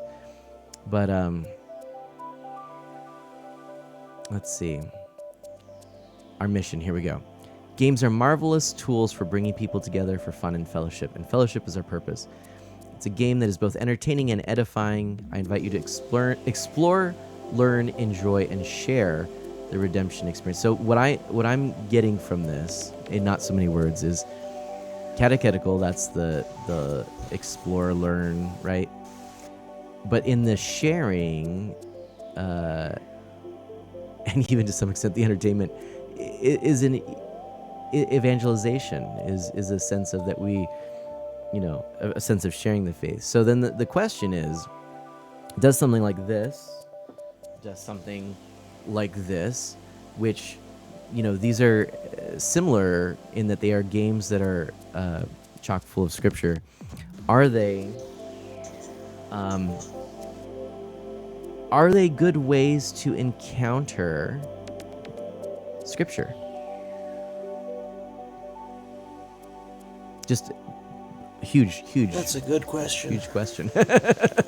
If that's somebody's entire experience of it, I think it's horribly lacking. If it's something that's used as an aside to try to bring up other conversations, to explore other things, then yeah, it could be useful.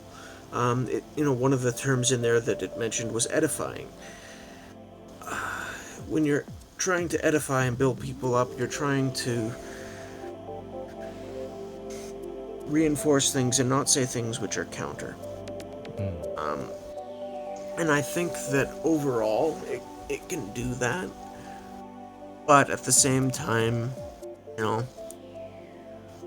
you're dealing with subjects which are very important and life and death in many respects, and that's not really a game. So it could be misunderstood easily in some respects. Yeah. I mean, I think what it is attempting to do is to use a popular, touchstone of culture and society, and to allow for some an opportunity to connect it in a more concrete way to a matter of faith and religion, and I think some do it better than others. Yeah. But I do applaud the idea that and the intent that we can take something like a CCG or a Nintendo Entertainment System game, and we can take those things and not just be like, oh well, that's just so much garbage, if you're a true person of faith, then you don't play CCGs and Nintendo games. I don't know, to pick whatever spiritual pathway that you want to use. You live in contemplation, and you spend 10 hours a day in silence and solitude reading scripture, or you don't play these games. You go out into nature and wonder at the marvel of God's glory, or you whatever the case may be, or you go to a worship celebration, or you pray the rosary, or all these things. It's like, no, I mean, actually, I'm excited to try this with a couple people, and just to see if it's any fun, and just to kind of experience it and just be like, hey, whatever. And so when you told me, yeah, people in general, and kids especially, will make games out of anything that's part of their experience. True. You hear cops and robbers, cowboys and Indians, all these sort of traditional little games kids would play. Well, I've heard that back in the days of Rome, in certain areas, it was monks and demons. Kids used to play games about that, and the demons trying to torment the poor monks, stuff like this. It works its way to every area of your life in some form. It will come out in games. I'm not saying that games by themselves are necessarily a bad thing. No, yeah. I'm just saying it can't be your main thing, if that makes sense. It does. No, and this is a very open-ended question. It's actually not one that I have an answer for. It's really I'm the way I'm approaching all this conversation is we're just having just that. This is lifting up ideas and considering, and I'm so certain I'm gonna go back and listen to this stream and go, Mana, you're missing this, or you should have thought of this, or Mana, you're really wrong on that. But we're thinking out loud. We're having a conversation, and I love when we get to do things like this. Ooh, is this like saying good things become bad idols? Retro Rewind Pod says. Also, hi all. Hey, Mr. H also with a very interesting point there, which was. Don't think I can speak to that personally. When I was a kid, I went to a church that was very insistent on kids reading the Bible. And I'm glad they were, because otherwise I may never have as a kid. I'm from a very different background when it comes to that, though, I think. But I can say I think it may help to an extent to reach a younger crowd. kids absolutely love games. I did when I was a kid, at least. Very interesting stuff. I mean, that's another point too. Is there are probably families in which, or faith communities in which, kids reading scripture is probably less common. So, games like this might also fill some of those gaps. But I also I'm with you on it. I'm down for, kids can encounter scripture. I don't necessarily know that it means, hey, here's a Bible, here's a Bible, start at, Genesis 1, work your way through, give me a book report, we'll get back to you on it, but then again, maybe that's exactly where a kid's at. Who knows? I mean, there's nuance, right? But that being said, did you have any thoughts that you would like to share to kind of wrap up this particular discussion, TwitchyBarry? Oh, I can't think of anything particularly that we haven't already covered. I mean, I've always enjoyed games, and there's been a great history of them in a wide variety. I mean, you see it with Star Wars, The Lord of the Rings, you see it with, and this is just the card games.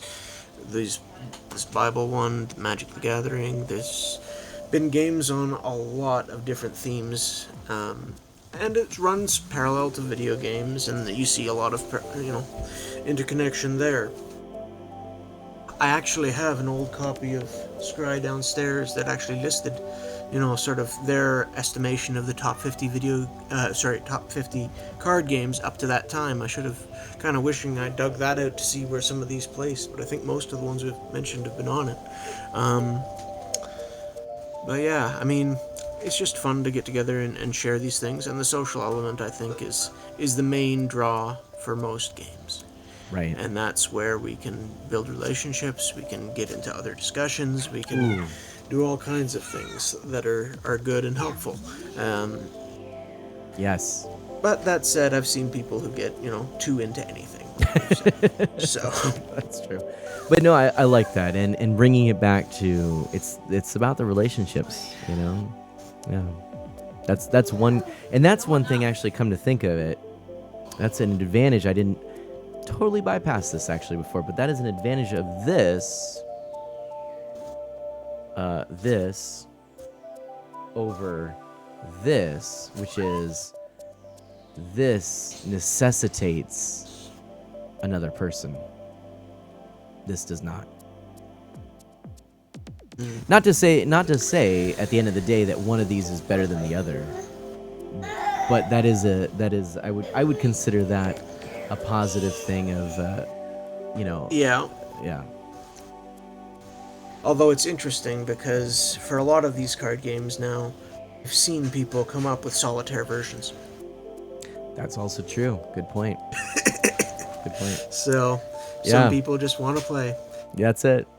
Well, hey, you know what? I just got to say, again, this was something when we were talking about this trade and we were going through our cards and our amiibo, and you said, hey, I got this, and I was like, you know what? Actually, I wonder if I could even get back to the Discord thread and see exactly what was said there. But you mentioned this, and I was like, you know what? That sounds like fun. Let's do it. And let me see here. So you wrote, I think it was a little further back up here. So we did. Oh, maybe it was actually because we did a voice chat, so maybe we didn't actually write it. Oh no, here it is. Ever heard of an old, in parentheses, late '90s Christian-themed card game called Redemption? I have an extra 3rd edition, I think, sealed starter pack if you're interested. Comes with 2 small decks plus an instruction book. And I said, my response was, "Ha! No, I never heard of that. That sounds kind of fun and funny." I don't know why I responded that way, but as you put out, I have other oddities kicking about, etc., and but basically, at the end of the day, I actually was just interested in seeing what this was, and in much the same way that I'm interested in those wisdom tree games, it is it's something that we can look back on and appreciate. Obviously, I would say Cactus Game Designs had their heart in the right place, and I'll be interested to give this a shot, see what my thoughts are, and maybe we'll have another little follow-up. TwitchyBarry, you and I can just chat about what the experience was like having played this game, and maybe continue some of the good conversations. Yeah. All right. Well, I'd be interested in hearing how that works out. Yeah. Let's do it. Well, with that, I think it's time that we perhaps get back into some Mario Kart. What do you say? Could for a minute, although to be honest, my time is getting thin at this point. Okay. We could do just a couple quick rounds. I'd say, actually, it's almost 1. You want to do, well, we don't have to end with Mario Kart. But I did mention earlier to some folks that we would wrap up with some. If you have to go, I could also do some Mario Kart on my own if you do have to get going. I might give it a half hour. I can start for a round or two and see how it goes. I don't know when I'm going to hop out, but... Perfect. If you have to get going, that's fine. But TwitchyBarry, thank you so much. Is there anything you want to share with the folks, the friends of Mana, before we jump into this, just in case you don't get a chance to later or anything like that? Just that I like the community, and it's been a good place to chat, good place to share things, and I'm glad I had the opportunity to share some of those with you. And yeah, I hope people found it interesting. I think they did. I did. So just like, that's a good thing. Yeah, I really enjoyed this. Thank you so much, TwitchyBarry. And all right, well let's go back and play a little bit of Mario Kart 8 Deluxe. If anyone would like to join, I'll go ahead and put the game tournament code up in the corner again so that you can join in. Go tournaments, Card of Mana, join in on that. I will keep to my same character for now, keeping that Animal Crossing theme, and we'll wait for some folks to hop on in. Let's go ahead and put the there's Barry, put the guest TwitchyBarry there, and we'll put the Mario Kart tournament information there, so if you'd like to join in for that, you are most welcome to. How long are you streaming for, Harem asks? I have someone to raid if you're wanting to. I don't know. Ooh, Peach Gardens, yeah. Don't know for sure how much longer. I'm gonna say 1:30 my time. So in a half hour, that's when I'll stop. Barry may leave earlier than that. Mr. H says what they did is they gave us kids' Bibles, essentially a simplified version of the Bible itself. It was called the Adventure Bible. So they weren't handing me a King James and saying, "Good luck, kid." I missed that. Sorry, Mr. H. That's funny. Well, it was so cool. Yeah, I mean, it was really great. So many different backgrounds, and I feel like we had a really wonderful conversation about faith here, actually. Ooh, I feel like something's wrong here. Uh-oh, I'm in trouble. I'm gonna try to... Oh gosh, I'm gonna try and drive one-handed for a moment. I gotta fix something.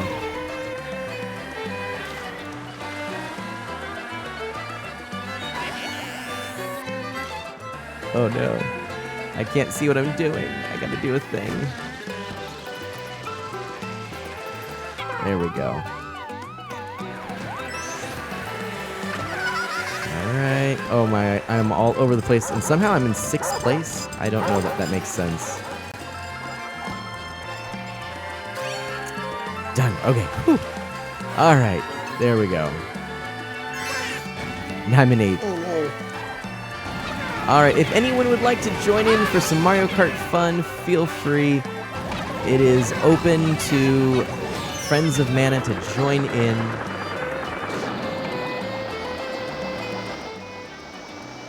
And, alright, Mr. H has to get going. See y'all later. It was a fun stream. Oh, I'm so glad. Mr. H, it was really nice to chat with you and to hear your perspectives and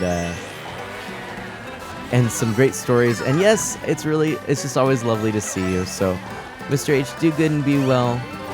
And I'll catch you next time.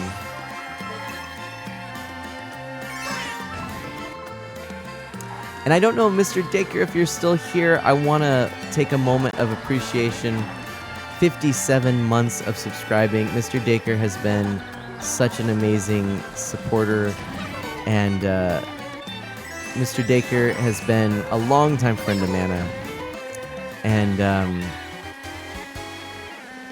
I do actually want to connect more. I think maybe he had to get going, but I will shoot him a message on Discord. And I'll let him know, hey, I want to chat. Oh no! I'm gonna get a blue shell. No!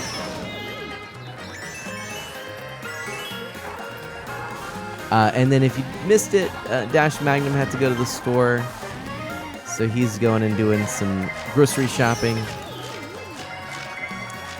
Mr. Taker has to 3-up me for shame, Aaron says. Oh my gosh, I'm getting just pummeled, Barry. Triple red shells will do that. Oh man. That's rough stuff. Oh, and then right as I was trying to do my corner. Boo. That was going to be my turbo boost. Art of Mana, I sent you a DM on Discord with a question. Please reply when you have a chance. So, right now, while you're racing. Okay, you got it. Let me do it. Looking right now. I don't see it. The DM didn't appear to go to me, Retro Rewind Pod. It's not showing up. That's peculiar. I'll drop... Crazer, are you still there? Oh, Crazer is muted, so I will put him back in the garden. If he wants to join in, he may. Yeah, Retro Rewind Pod. I'm not seeing your DM. Oh, DMing as we speak. Okay, there we go. I'll watch it as it goes through. You go... Harem says, yes, you go to read there straight away, but if I send you one, it takes weeks, if not months. Shh. But... It's true. I'm so bad at it. Had it open. Harem, if you want to hop into the voice chat, feel free. Which one do you want to do? I'm saying Merry Mountain. What do you think? Yeah, I think that's one of the new ones they brought over, so I'm happy with that. All right. Or 1 relatively minute. new. All right. And Retro Rewind Pod, if it's something you'd like me to maybe share in the stream, I can. It's up to you.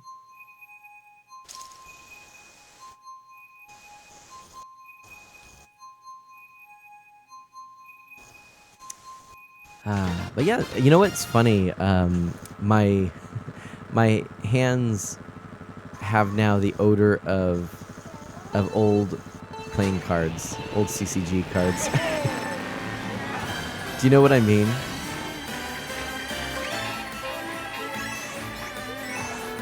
Somewhat, yeah. They definitely have a distinct smell, especially out of the pack. It's just, you know, there's sort of this scent that it's not a bad one. It's like, you know, so much cardboard packed up for so long, you know. Yeah, certainly the inks and stuff had a distinctive smell too. Some of them even put... Oh! Like, You got me with that banana. certain, I don't know what you call it, almost a film on them to help protect them for a time. But Oh, that could be, yeah. Hello there. Harem is back. Yep, I sure am. And quiet again. I don't know why. It's me, Mike. There we go. That will do. Is there any way to boost on your end or get closer to the mic? I've just moved the mic because it's like rubber. So it's. But I'll try.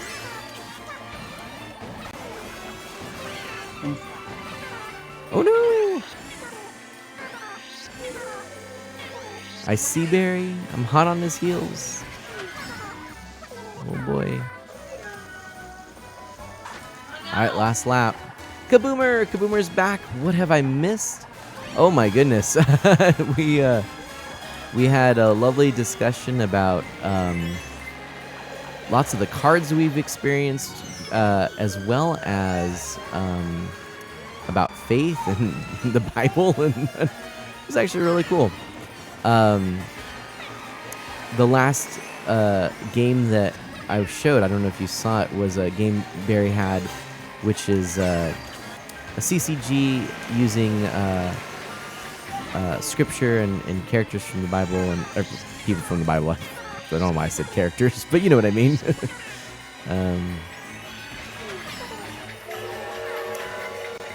Oh, Barry's gonna win this one. Oh, that blue shell. There we go.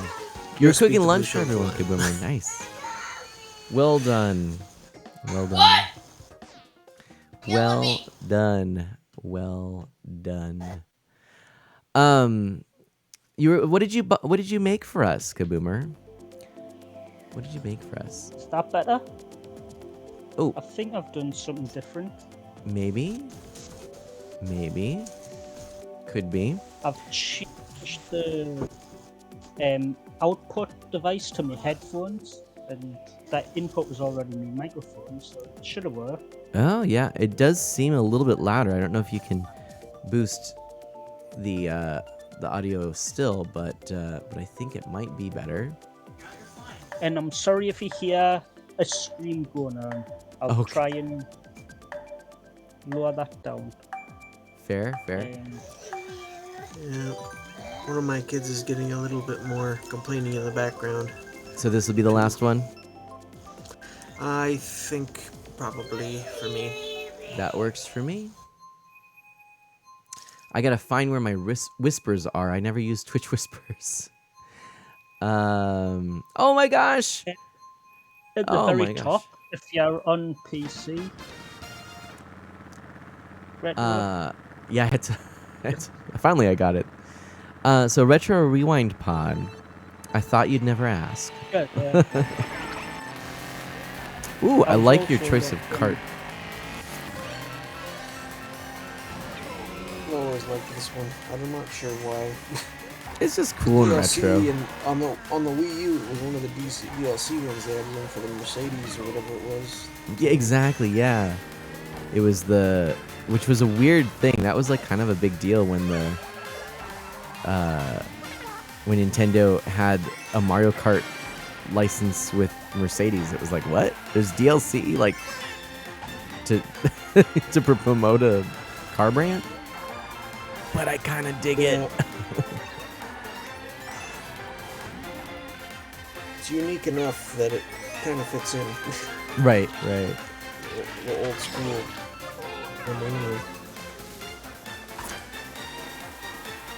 So, Harem, you're still a little quiet. My main driver since Saying anything? Oh, maybe that's why. I'm going through me DMs with you to see how long it's actually taking sometimes. Oh no! Oh, I'm gonna be in so much trouble. Kaboomer made bratwurst. Yes. Yeah.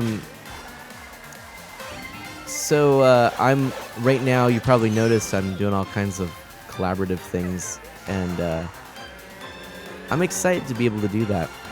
This month, now that we're in February, which I can't believe, I am going to do a few streams early in the streaming schedule that will be,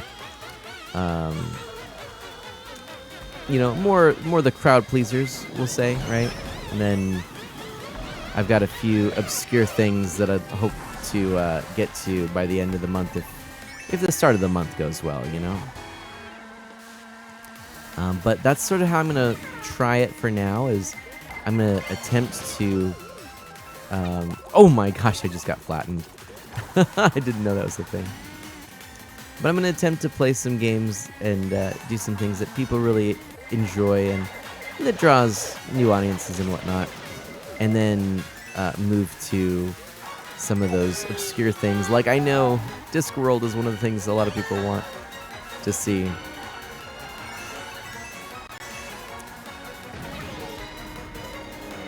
And so that's going to be one of those obscure things that, people will probably not find the channel through Discworld, but I think it'll be a lot of fun to see that. So, What about some of the games that I get? There's some of those too. Yeah, and Kingdoms. Also we need to have a chat about if you do want if you do want shared libraries. I do still have to look at the thing. Yep. Well, Barry, thank you so much. I said as Barry goes whoosh out of the view. It was wonderful to have you, and yeah, anytime. Thank you for the invite, and it was fun. Awesome. Well, take care, my friend. Do good and be well, and I'll talk to you later. Sounds good. Have a good day. Bye-bye. My best to your family. Bye for now. God bless y'all. God bless. Awesome. Barry, what a guy. What a guy. Well, that was super fun. Harem. Yes? How long does it take me to respond? A few days. Okay. What I can see, but it has been like a week or so at most. I'm kind of bad. I'm gonna leave I this know group. you are. Don't say it so quickly. Come on. I'm gonna go singer player here, and we're gonna do a Grand Prix. I haven't actually done all the Grand Prix yet. We're gonna go 150. I'm gonna stick with this character just for funsies, again. And let's see. So I've got everything 3-star. Boom, boom, boom, boom, boom, boom. Except, boop. Now. Oh yeah, there we go. So these here. These two, the two most recent, I have not gotten my 3 stars on. So, I think, actually, the only track I don't think we've done yet, is Boo Lake. So I think I'm going to take this one on, start this Grand Prix, and we're going to see how this goes. And that should be good, I think. But yeah, I'd like to also play some GoldenEye 007 with some people. It was really fun playing with Scooter earlier. I only played a little bit in a friend's house. Since we didn't have the 64. Oh, okay, gotcha. Yeah. I mean, what can I say? It is a product of the time. Yep. It's not gonna wow anyone by modern standards, but yeah, sure, it was pretty fun, and I had a blast experimenting with the new controls, because you could customize your controls with the Nintendo Switch Online service. Well, actually, more so with the Switch in general, and using the Pro Controller, and it made it so that you actually moved with the left stick and aimed at the right, which is what more people are familiar with, and it worked well. Definitely nowadays. Ooh, Kaboomer says, if 007 was remade, what do you think it would look like or have? I mean, I think they'll That's a good question. try and keep it the same, Mhm. like how it was, rather than like complete and utter different. And I don't think they would change the guns like that. Bit like Tony Hawk's remaster. Like they didn't. They've got the same courses, but just you had a few different mechanics to it. Sure. I only say that because I've got it where I played a little bit. Nice. Yep. I mean, I'll tell you what I think they would do versus what I would want them to do. What I think they do is, you know, a pretty bog standard fresh coat of HD. Probably no new assets, but just you know, make it. Well, no, let me take that back. Maybe they would redo the 2D elements, but you know, basically all the 3D elements would be the same. Is what I think they would do. Oh, I went the wrong way. Dang it. But what I would like them to do actually is sort of remake the game from the ground up, and that is, of course, a coat of paint, but also doing things like re-emphasizing what really was popular about the game, which is the multiplayer, and so coming up with some new things and some new features like online gameplay, maybe some larger battles with more than just 4 people, doing things like new courses or new environments that you can navigate that are a little bit more a little bit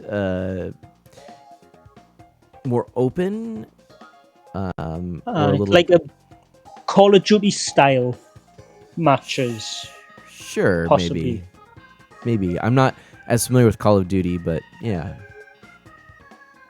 probably that's probably then. But yeah, I think that'd be pretty cool. I'm just thinking because if it's online play, then it's like sometimes 16v16. Yeah. So that's what I mean, like Call of Duty style. Oh, play. okay. Or Battlefield, where there's like a lot more than 16v16. Yeah. So it'd be cool to have like these big, kind of sprawling and things to go through, you know. Yep. This is one of the new ones. I don't think we saw this one yet today, so here we go. Kind of like what they did with this, making the sections of the track at an angle and some underwater. Pretty cool for what otherwise is a pretty standard track.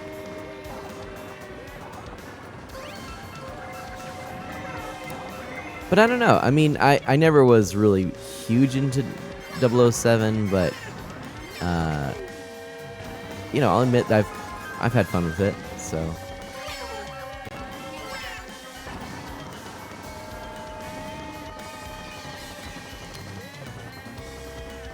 oh yeah, I haven't played System Shock, but yeah, something more modern, exactly. You know, reworking the controls. Gyro controls would be amazing, because I think I actually prefer gyro controls to mouse and keyboard. Splatoon just plays so wonderfully. Ew. Yeah. Fine. You knew that was coming. I did. All's fair. In Livermore. Oh, man. I gotta be careful. I keep looking up to read chat, and I'm forgetting that I actually do want to try and get 3 stars on this. Well, that's not happening, is it? Well, darn. Apparently, Harem has no faith in me. It's all good. Oh, man. Imagine motion-controlled movement. So that'd be like a true VR experience. That'd be pretty cool. Like those Something like those VR. pods that you're walking on with like a little treadmill and everything. That'd be pretty funny.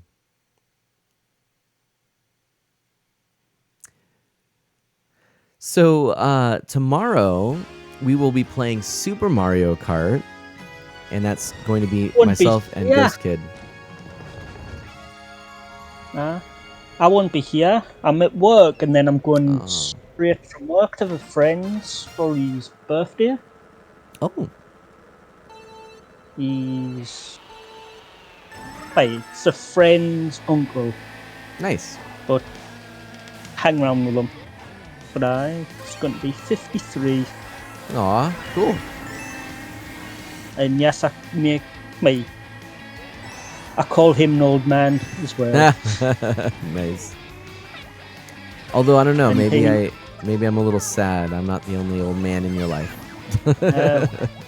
Everyone older than me gets called old man.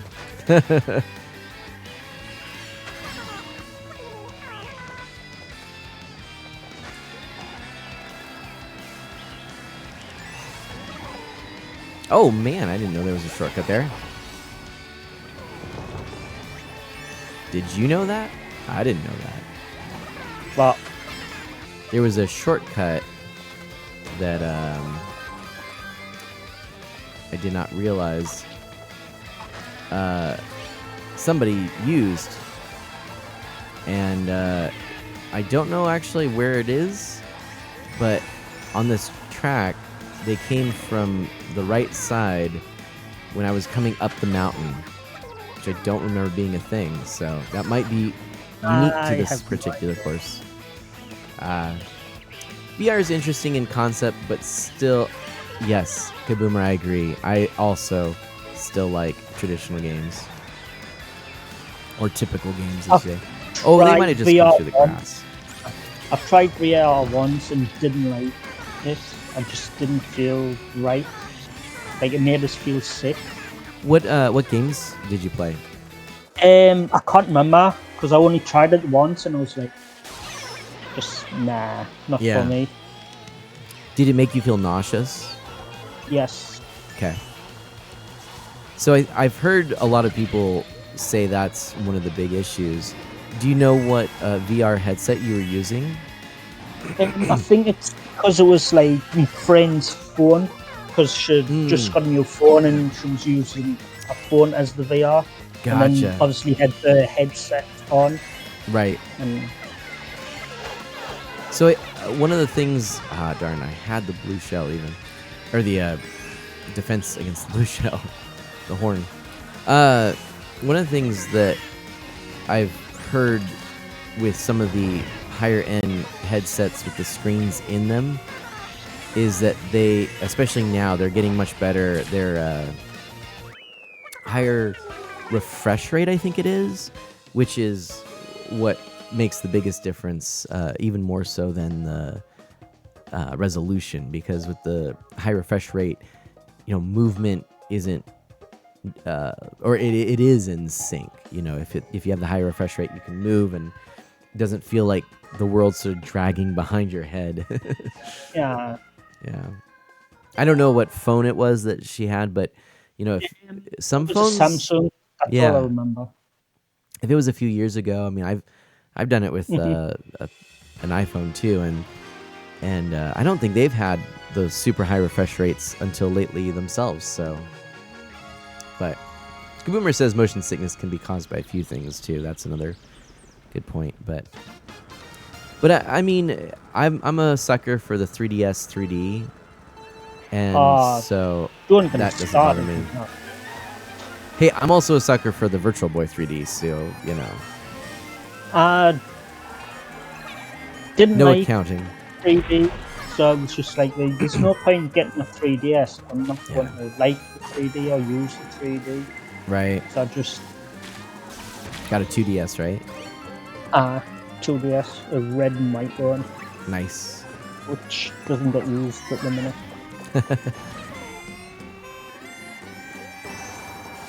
But get those game purchases in now before the eShop closes. I just wouldn't know which games to get, because I've got my Switch, And Oh, true. I'm rarely ever on that. I only really got it for Pokemon. So you're all set, really. Yep. Oh my Still need gosh. to get myself Violet since my brother got Violet in the blue pack. Oh my goodness. What is going on in this track? Everybody is against me.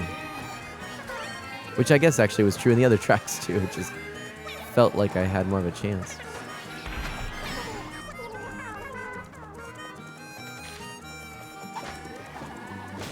Oh no, there was a bomb in the leaves. This is really going poorly. I'm in 6th place. 5th, 6th? I don't know, it's hard to tell. No, that shell came from behind you. Oh no! Oh, is that what it was? Uh-huh. Literally just saw it. Alright, let's see. Oh, I didn't get the boost. Ah, bummer. 6th place. Come on.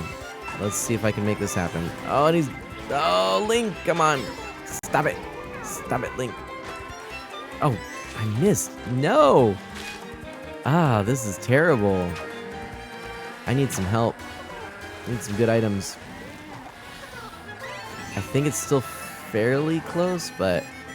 Oh yeah, I think that's the person in 1st place. Okay. Yes, okay, I got them. Oh man, last lap. This is intense because I could get a 3-star if I win this. Oh no, I was right there. No, no, no, no, no, no, no, no. No. Yes. No. Yes. Yes. Yes. Yes. Yes. Yes. Yes. No. No. No. No. No. Yes. No. Yes. Aram, I'm freaking out right now. Yeah. I'm busy playing Minecraft. Right. Yes. All right. There we go. It's intense. Exactly. Woo. Oh man. I was pretty nervous. I was not sure how that was gonna go. Oh, all right. I think we got a 3-star finally on that one. Good, good, good. Oh man. All right, let's view the results and double check, and then see if man has to go cry or not. Okay. Kaboomer says, by the way, depending on the phone you have, it could be 60, 90, or 120 hertz display. All right. Emotes in the chat. Emotes in the chat. See how we do. See if we get something good. Oh no! Just wrong emotes. I'll counteract those. First.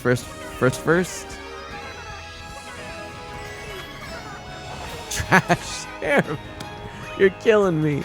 Yep. All right, let's see. We got 3 stars. 3 stars. There we go. Hacks. Well, you came first in everyone, so you should have get 3 stars. Well, that's true. But you know, in some of the other games, they actually did it where if you, like if you don't place first in every lap, or you get at some point knocked off the course, then it doesn't do that. So I'm just grateful that in this case, no, it all worked out quite well, as intended, as planned. And yeah, and so with that, I'm gonna go ahead and.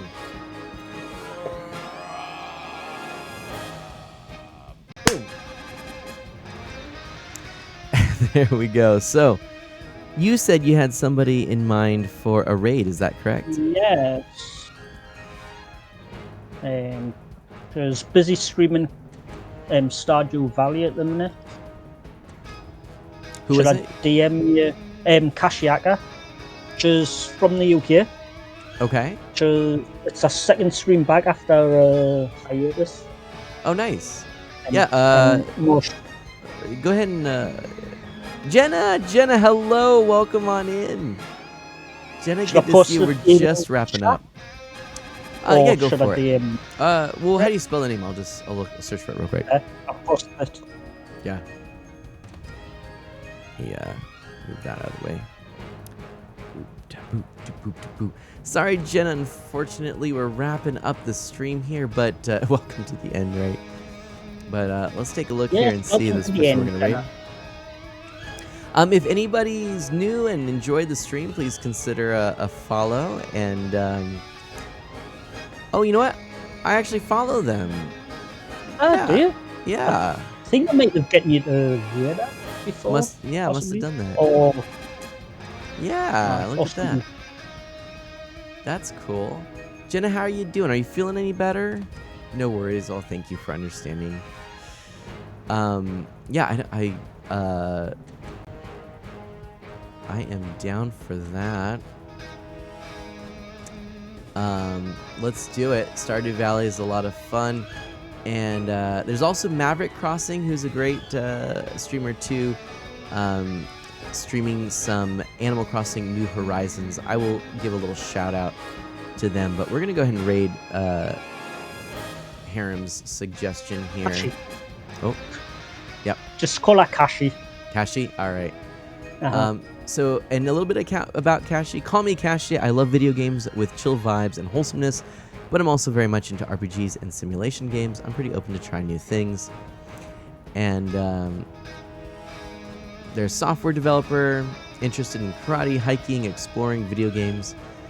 And I don't believe it's a strictly family-friendly channel, but... Let's try and stay family-friendly. She does flip up now and again.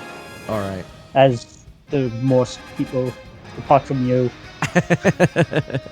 So we'll go ahead and get that raid initiated.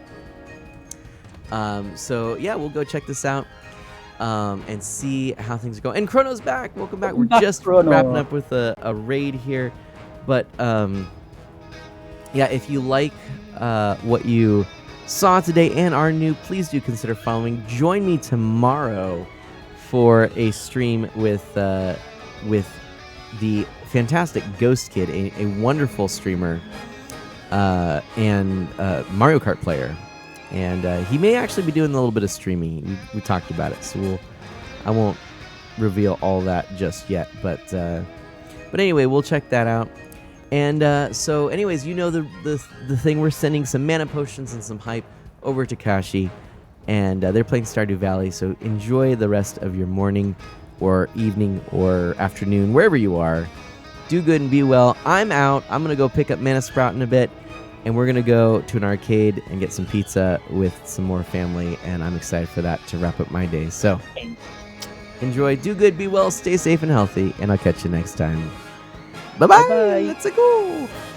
Woohoo. Woohoo. Woohoo. Woohoo. Woohoo. Woohoo. Woohoo. Woohoo. Woohoo. Woohoo.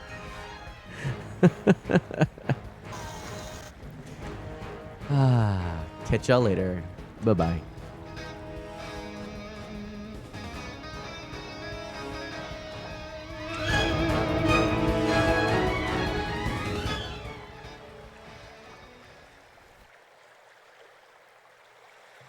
You rock.